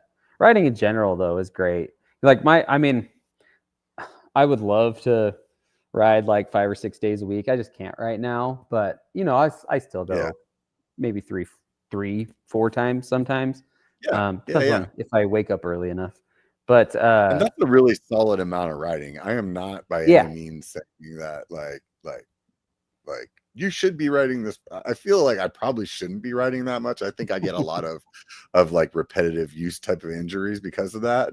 oh yeah. So um but No, I don't. I don't. I think everyone would love to ride that much. I don't think there's anything wrong with it. But I was gonna say, yeah. like, sometimes when my life gets busy, I found that even um, I'll hop on a bike and ride basically into town, do a little loop, and I come back and it's less than 10 miles. It took me, like 30, 40 minutes, and I feel so much better. And it's just Yeah. a ride is better than nothing. Just getting out there and riding is so helpful for like my mental state, and my body feels better and stuff like that. Yeah, 100%. I call it the single track therapy, you know. Yeah. Yeah. Yeah, it goes with like, even if it's not single track, obviously just sometimes getting out on the gravel bike, and there's days where you just get out and you're like, I just want to pedal as long as I can pedal today. Oh yeah. And for whatever reason, you come home and you're just destroyed, but it was just fun having the sun on your skin and just like seeing whatever was going on around you, and just yeah, being outside is good for you, right? Who Yeah. knew? Yeah, it's so weird. We're not supposed to just sit at a computer all day. Right. Yeah. Do you do any like events or anything like that? Races, that type of stuff? I'm definitely not a race kind of guy. I think it's because I'm cheap. So Mm. like I feel like irritated that I would pay somebody to go, like there's a race that a lot of people do in my area that's on the trails that we ride all year. I'm like, Yeah. why would you want to pay somebody to ride those trails? And then on the other hand, like I guess the competitive part of me is like, oh, I would want to do a race that I would like think that I could like rank in, right? And I Oh know I'm yeah. not going to rank in any race that I'm going to do, because there's Mhm. like a million people that are like way faster than me. So Yeah. like that part of it doesn't sound fun. So like riding, I just want to be faster or as fast as my friends. So like Mhm. once again, I don't know, the race just doesn't do like whatever it does for people. I must not get that endorphin out of it. You know what I mean? Like Yeah. No, I am not a racer at all. And like even the Mhm. races that I do are very much like I'm gonna I'm gonna set a goal for myself and see if I can beat it. And even if, Yeah. well, like literally, so there's a really popular one up here called the Butte 100, and they have a Mhm. 25, a 50, and a 100 mile, and it's mountain biking, so it's a lot. It's a big race. That's a lot of Yeah. miles, and so I kind of use that. I've done it like 3 or 4 times, and I kind of just do it as it gives me an excuse or no excuses to not go train and to go push myself, and Yeah. then to go see how I do in it. And like Yeah. literally, I'm pretty sure I've gotten last place 2 times. Like literally last place. If you don't count the people who didn't finish, because people don't Right. finish. Uh but like, the first time I finished, because the first year I did it, I had a fat So bike, what distance are you doing? Which one? 50. 50. Okay. Yeah. And it's a lot. It's 8,500 feet of elevation gain. Dude, that's a Um, huge day, man. Like 50 yeah. miles on a mountain bike, even if it was like 1,500 feet of elevation, is still a Oh, long time. Like that's a long time to be in a saddle, you know? yeah. It is, especially if you're the slowest and you come in last. Yeah. Right. Like, So like 8,500 is that I think that's probably close to the most that I've climbed in a day. And that I was just mhm. destroyed, you know? So I Oh, can yeah. imagine. No, the first year I did it, I had a carbon fat bike. Um, and I had a 29 plus wheel set for it, and that's what I was going to use. And a week and a half before, the hub blew up. So Oh no. I had to use my fat wheel set. And I remember the race director looked at me and was like, "Man, you're crazy." And I was like, "Well, I don't know what I'm getting into. I've never ridden this before." But I made Right. it to the last aid station, and there was like maybe 45 minutes to the cutoff. But I was so tired. I had started to walk a couple hills, and so I quit. Mhm. I DNF'd, and then the next year I did it and I finished. But literally, it took me probably 11 hours. Like I was dead at the end, but Yeah, felt yeah. so good once I finished, and that was probably the best shape I had ever been in, for that Well, type that's of good though. thing. I mean, you had the goal of like, I don't want to DNF again, I'm assuming, Yeah, right? So you yep. did it. And then like the last time I did it, because I did the 25 one year to ride with some family members that were Uh-huh. getting into it. And then the last year they had to change up the course because a wildfire started the day before on the Oh it's no. two loops. It's two loops, and the south loop caught on fire. So we had to do the north loop that the 100 normally does. And yeah, that one my goal was I'm gonna finish in less than, I think I said 9 hours, and I finished in like 8.5 or something. It's a little Uh-huh. apples to oranges, but every year I'm like, yeah, I'm gonna see if I can improve or set a Yeah. new goal for myself. And it's nice. It drives me the whole spring and summer. Yeah, yeah. No, I can totally get behind that. I like that like adventure style riding like that. And Mm-hmm. I also like riding to like do things that you just seem ridiculous. It's Mm-hmm. like why Yeah, would you do that? Like, I don't know. I just kind of want yeah. to be destroyed whenever I finish something. That's the fun I get out of these races, and it's just an excuse to go out all day and be stupid and push myself and see what I can do, and not built like these guys that are winning the race that are Yeah. 155 pounds. So Yeah, I guess I didn't really think about like a longer style race like that. Like when you say race to me, I just like my brain goes to enduro, where it's oh like, yeah, yeah, just smash some downhill, and yeah. yeah, maybe something like that would be a little bit more interesting to me, just because, yeah, you'll have some aid stations and some support set up that would be harder to like Mhm. coordinate yourself, and I think that's the thing where like then I would see some value in it. Where Mhm. a lot of this stuff where it's like even when there was a point where I wanted to run a marathon, and Yeah. in that when I was training for that, like 0% did I actually think I was going to go like sign up for a marathon. It Mhm. was more along the lines of like, oh, I'm just going to go run 26 miles, and Yeah. whenever I do that, then like that's good enough for me. You know what I Yeah. mean?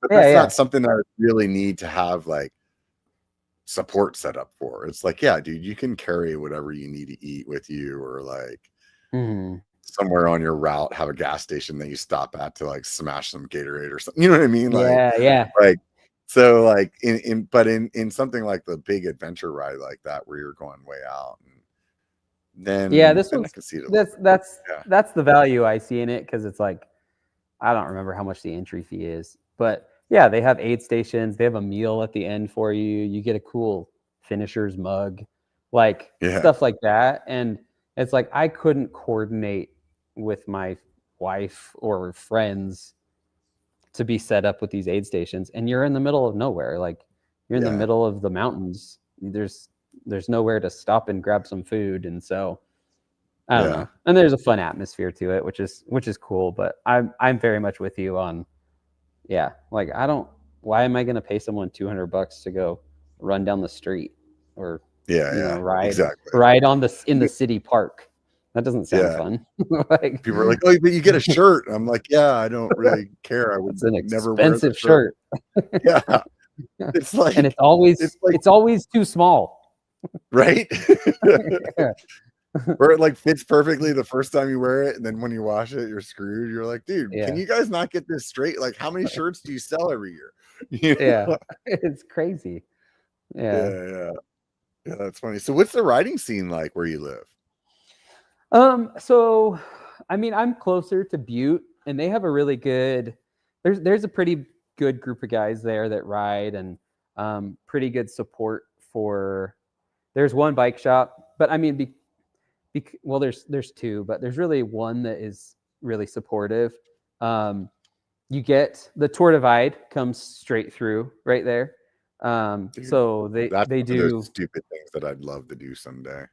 Yeah. Well, and that's, I guess that's me too. As I'm like, okay, well, I should have my wife drop me off at the Canadian border and I'll ride home. Like, Yeah. that'd be cool. Like, it's I don't know, a couple 100 miles. Yeah, that would be sick. Yeah, and she wouldn't even need to pick me up. I could just show up at the door one day.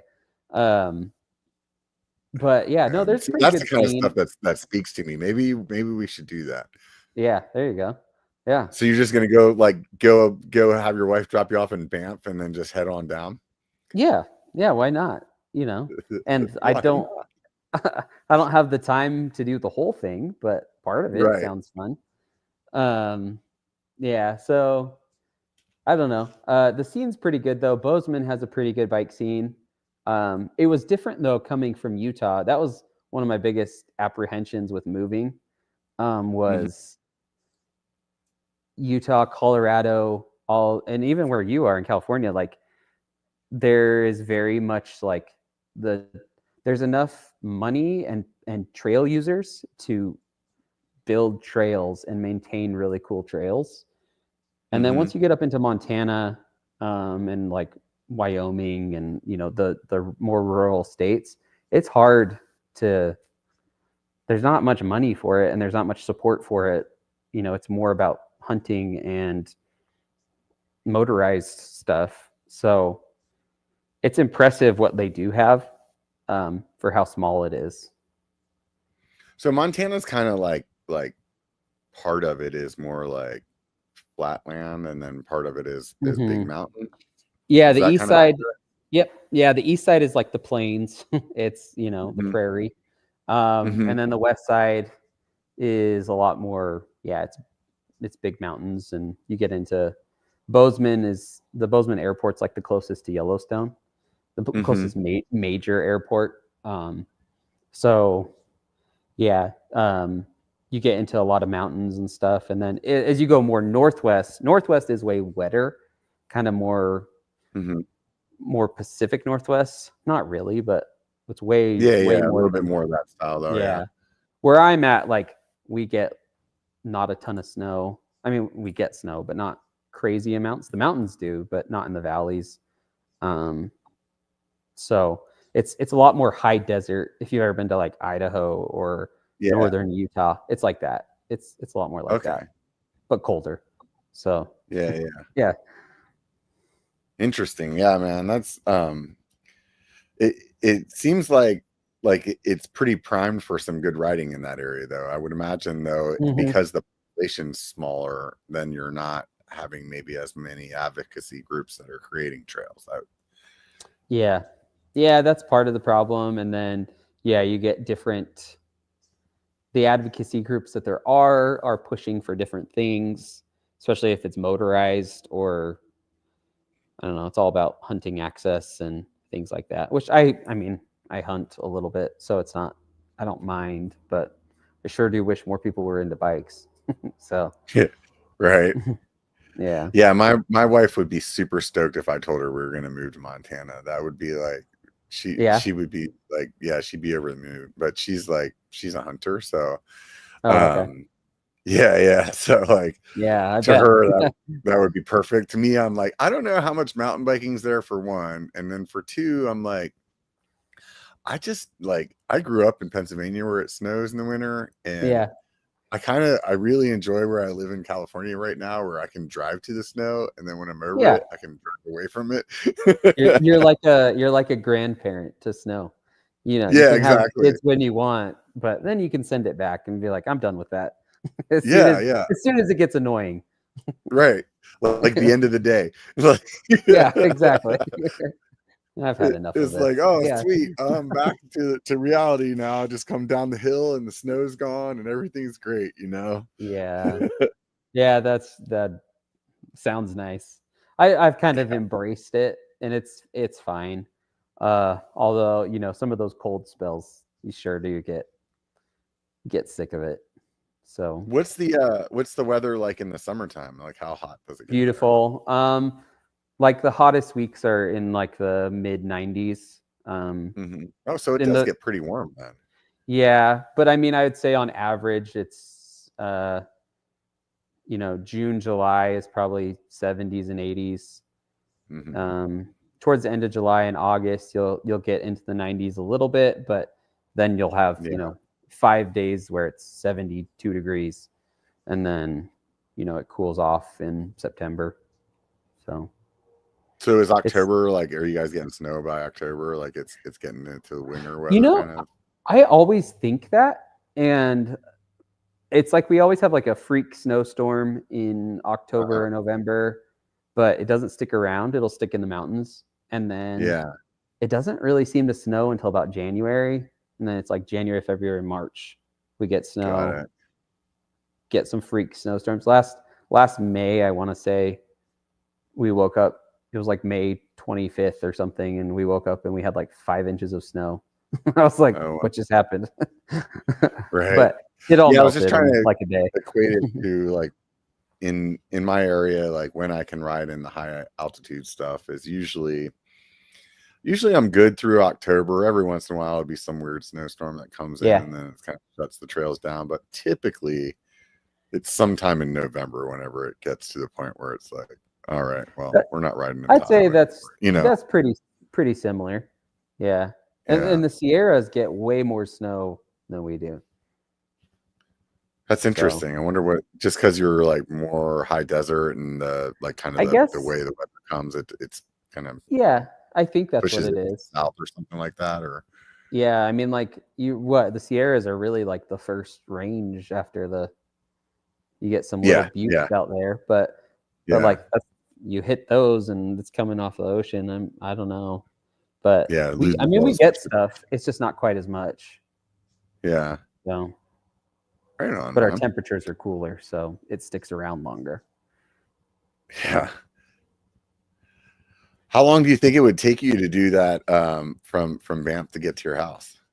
Ooh, I need to look up the mileage. I would guess. I can't imagine it taking more than a week, but it's not going to take me like 3 days. I don't think. Right. Because I want to say it'd probably be 400 or 500 miles. Yeah, that's a pretty legit freaking distance. And I mean, as an average person, what do you think you'd do in a day? Like 50 miles would be a lot, right?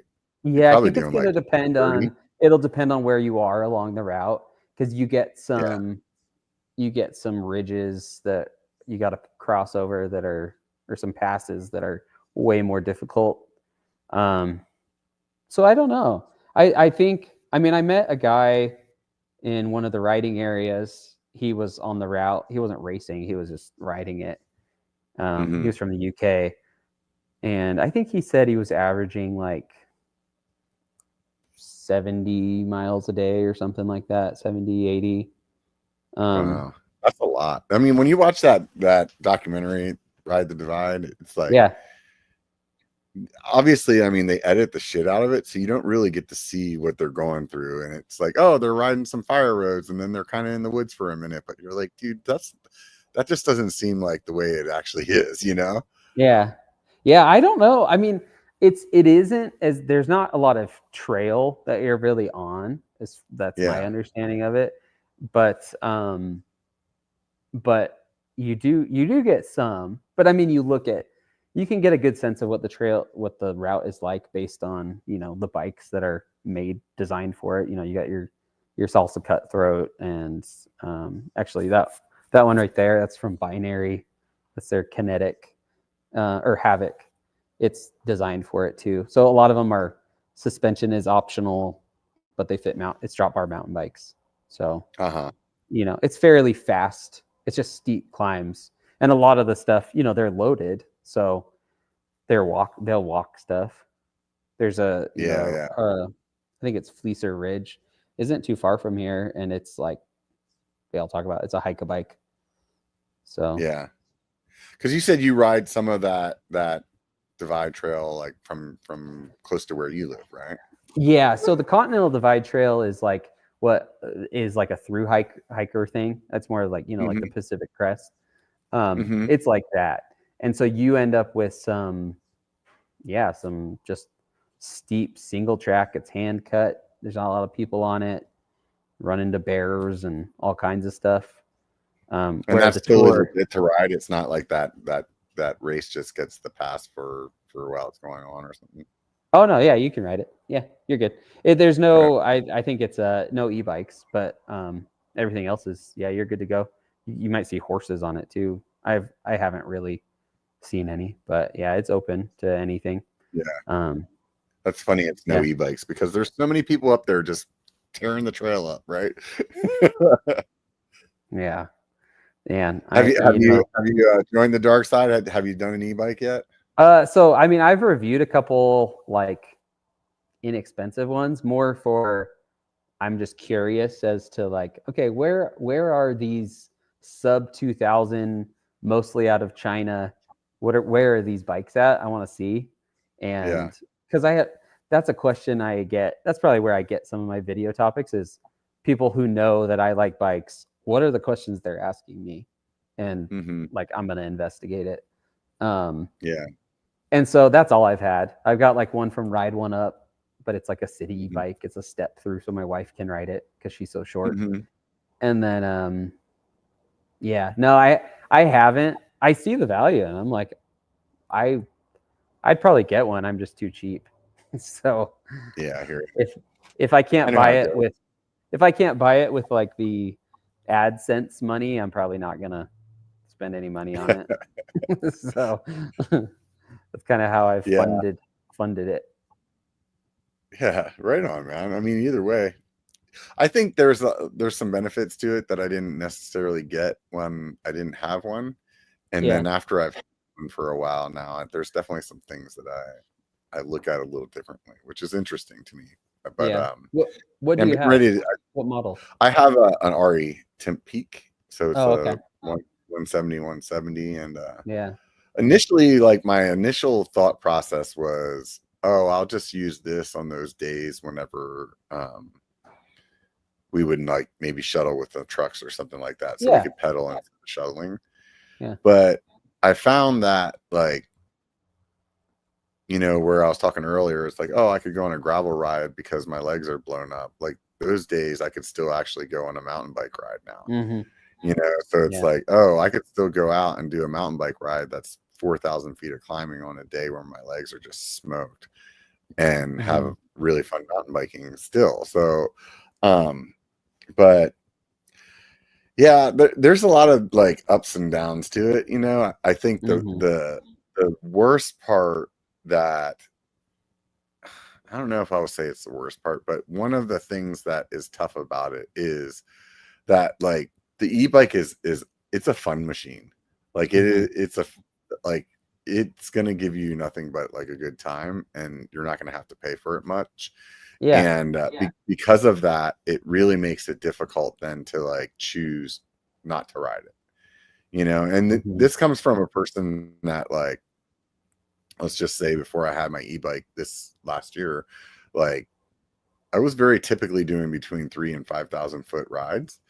So in my mind, when I got the e-bike, it wasn't going to stop me from doing that on my analog bike because I really enjoy that. And because it's so accessible to just have fun instead of like put all that work in, it's very like you definitely have to like make that decision to ride like that. You know what I mean? Yeah, no, I know exactly what you mean. And like, I'm a big fan of the e-bikes, even though I've ridden around the parking lot. Like my buddy's, he's got a Specialized something. I don't know what it is, but I'm all about it just because it helps people who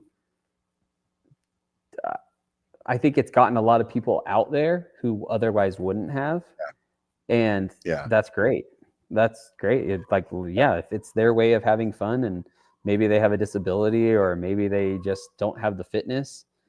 I don't think there's anything wrong with them starting there. I think before that's cool, go ahead. Oh, go ahead. Before I had an e-bike, I definitely wouldn't have said what I'm about to say. And I think if you're a guy that's going to ride mountain bike, like maybe once every couple of weeks or once a month or once every other month, like I feel like you should 100% buy an e-bike, because you're going to Mhm. go out and you're going to have a really good time, and that's what you want it for, right? And you're going Mhm. to get some fitness out of it, and you're going to get the most bang for your buck in that aspect. Whereas, like, if you only ride every once in a while and you're on an analog bike, like, a good portion of that ride's going to suck. Yep. You know, For it's sure. just like that's the way it is, Mhm. and you're not going to be able to ride very far because your fitness isn't there for that. You know, like, it's just not like Yeah. feasible. You know, so Yeah. if you have an e-bike and you're going to be more of like a weekend warrior, once a week or once every couple of weeks kind of guy, like, dude, it'll make the difference between you sort of liking mountain biking and you maybe now you're going all the time, you know. Mhm. Yeah. I kind of view them too almost as like a rip an alternative to like a dirt bike. Yeah, Because yeah, like if you have a dirt bike, like you could say, "Oh, I only got to ride 5 times this year, but it was so fun." Or you could have the yeah. exact same experience on an e-bike, but you did get a little exercise in, and it's a different experience. You can ride different places. So I don't know. I think it's cool. Yeah, I definitely used mine a lot this build season, whereas before, like, maybe I would do a short little lap to get some kind of spin in before I rode, or before I build, like trail build. And then Mhm.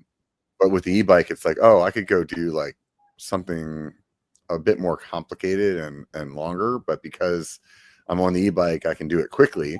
So then I'm Yeah. like, oh, sweet, I'm like able to do this again. Or like, maybe in some aspects where I could have parked my truck closer, I'll park it farther away. And then because I'm Yeah. having the e-bike, it's not as big of a deal to like ride in with all the water and my chainsaw than it Yeah. would be to like, so then I'm like, oh, I'll just like use that time to like ride a little bit more, you know. And Mhm.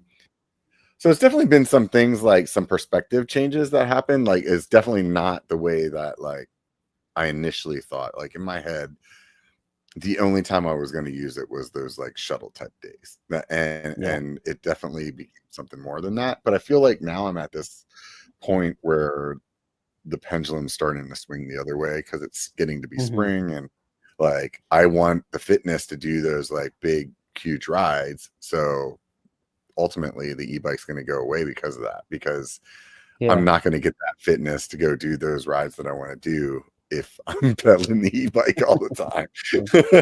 Yeah. Yeah, that's super true. Yeah. I was trying to get their Explorer Peak. I think that's their fat bike one. Their fat bike e-bike. Yeah, yeah. It's sweet looking.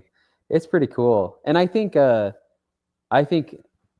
talking about access, like that'd be super helpful for people who want to try fat biking, because it's an unpleasant experience the first time, and if they had a little e-bike assistance, it'd be pretty sweet. Get them out and try it and cover more ground.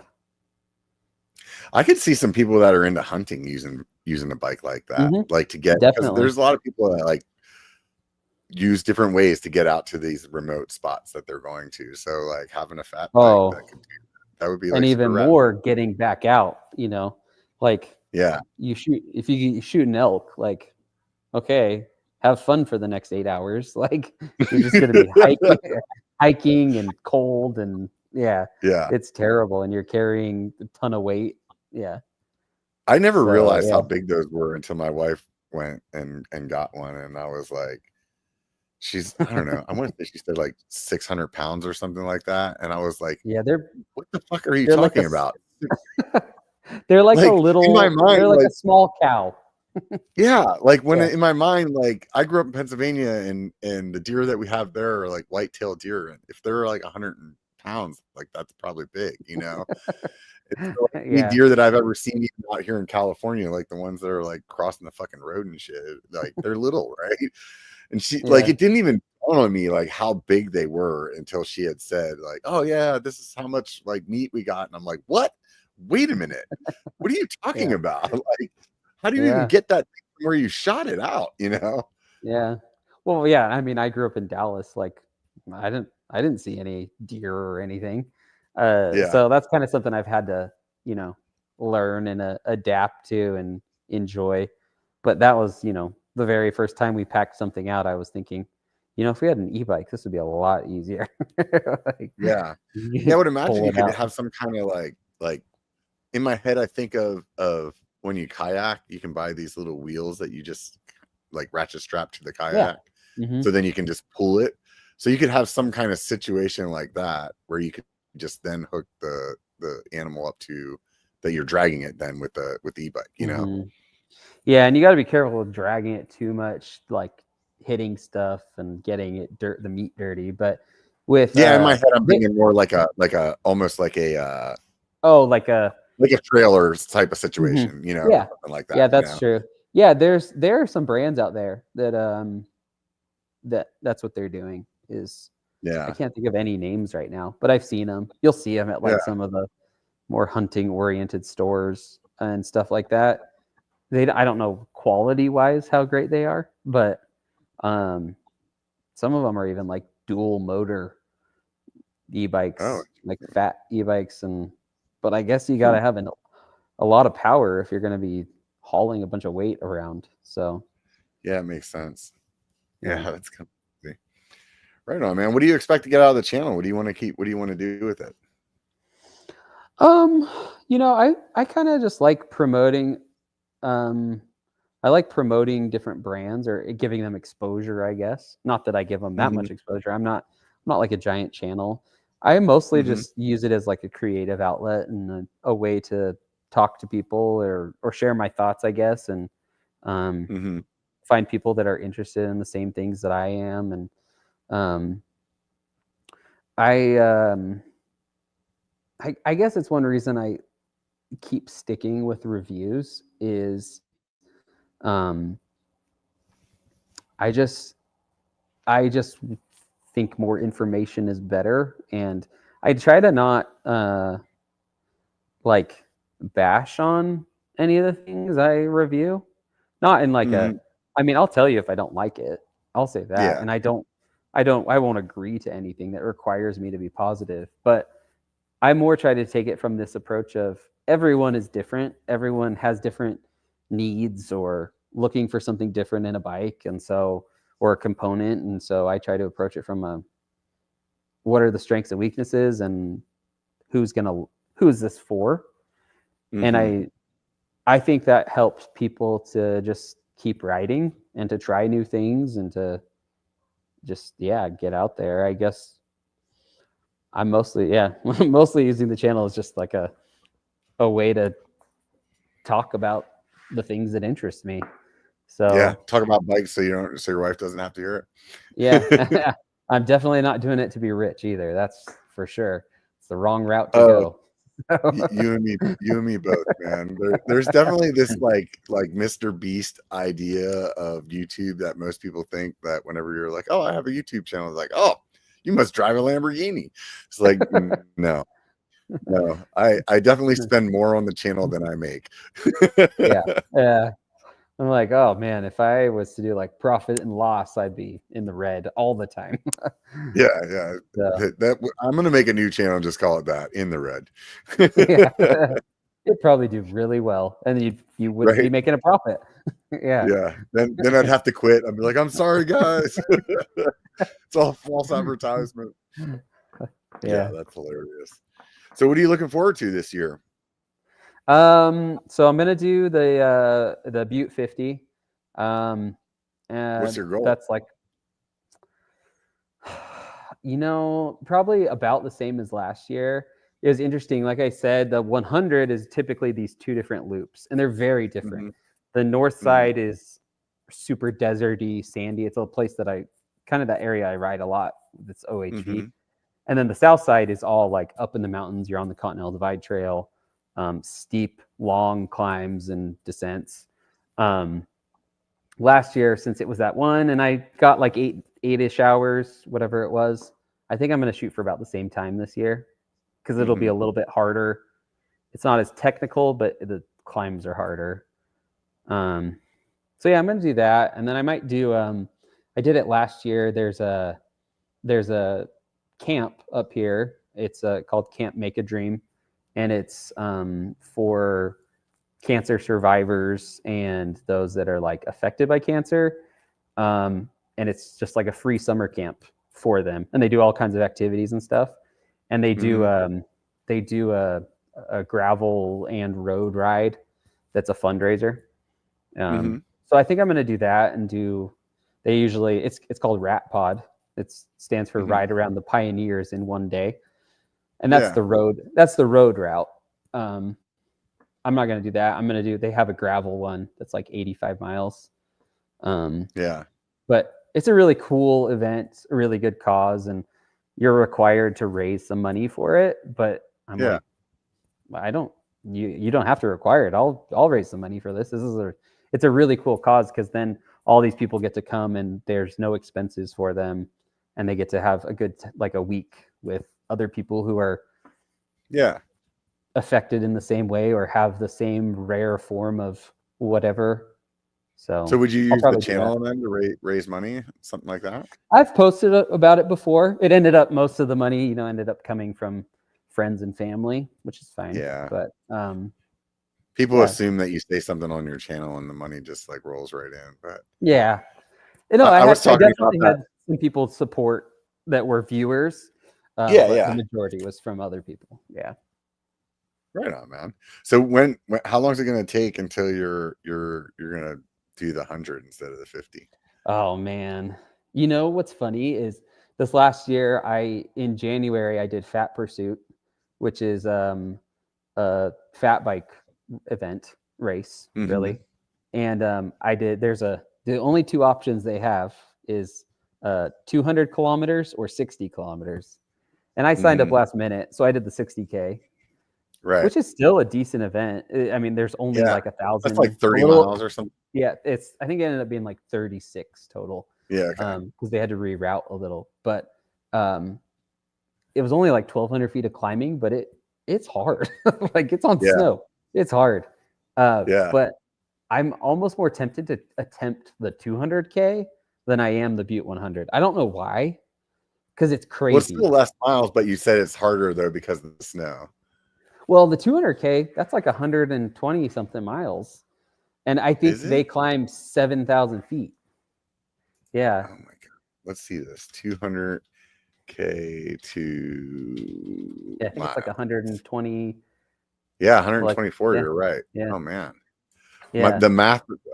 Apparently my math brain is not very good because I was like 200, Yeah. that's less. That's like 60. I, I don't know why, but like it's still the same kind of the thing you said of like go do some stupid adventure. That's kind of Yeah. how I feel about it. Cause like you're Yeah. required you've got to have some way to bivvy because a lot of people sleep overnight and you're just Yeah. literally 50 feet off the trail in the snow. You have to carry, they do a water boil test as part of it. You Hmm. don't know where it is, but somewhere along the course, they're going to stop you and you have to boil water and then you can go. Got it. So like, just like, it's like survival. And for some reason that sounds more Yeah. fun Yeah. to me. I don't know. I'm not in My shape for buddy's it, been but my buddy's been trying to talk me into doing this thing called the Tahoe Twirl, which is like basically riding bike all the way around Lake Tahoe. yeah, And which is a large lake. It's huge. yeah, yeah. So when he did it last time, it took him like a week to do it or something like that. So Oh man. um and yeah, so I've been like kind of contemplating it, but I don't know if I'm ready to like fully commit to that yet. I've never Yeah. even done an overnight kind of bike packing trip, so I should probably start there. Yeah. But like I don't know, it seems like my personality set would be better suited just to do something ridiculous and like Yeah. Yeah. find out how bad it is than to Yeah. actually prepare. So I don't know, we'll see what happens, man. Yeah. Oh my god, I'll just wing it. Like we'll see Yeah, how it right, goes. right. Yeah. That's Well, cool. dude, I That really sounds like a fun event. yeah, well, it's not even an event, it's just a thing. So it's Oh, like just go gotcha. try to do it. So Yeah. it would be like a self-supported kind of thing. But I Yeah. think there's some spots where you could potentially stay in a hotel if you wanted to or something like Mm. that. But the way they had done it, him and his other buddy, they just like camped the whole thing. So Yeah. um then there was spots where, you know, they would go to like a restaurant to eat or something like that Yeah. instead of just like carrying all their food. So Mhm. yeah, I don't know. It sounds interesting though. But I say go for it. anyways, dude, we're rolling up here on 2 hours, man. I really Yeah. appreciate you sitting down and chatting with me, man. It's Yeah. been No, it's been a great. fun conversation.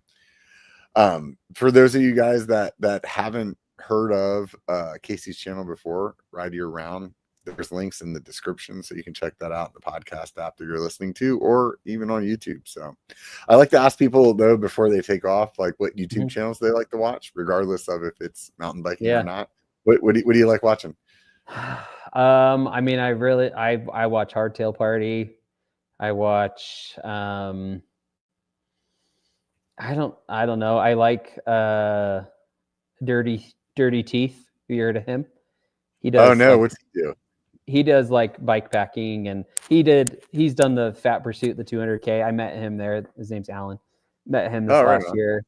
He does some pretty cool stuff. He's done a lot of big events and long distance endurance type stuff. Yeah. Yeah, I don't know.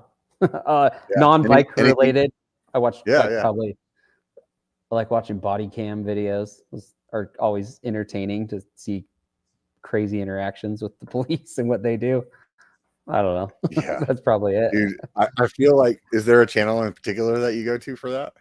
No, they all seem to have like about the same name, so it just recommends it. I'm like, oh, that looks interesting. Like that person looks like they were crazy. Let's see what happens. Yeah. I feel like that's one of those YouTube rabbit holes that I'll go down every once in a while, and then it'll take me like 3 months to get it off my algorithm.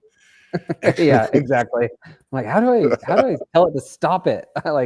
I can hit stop, not interested, but it always comes back. Yeah, right. It's like, no, we know. There was this Yeah. one night that I went down this rabbit hole of watching this guy that did like interviewed like prostitutes and like homeless people.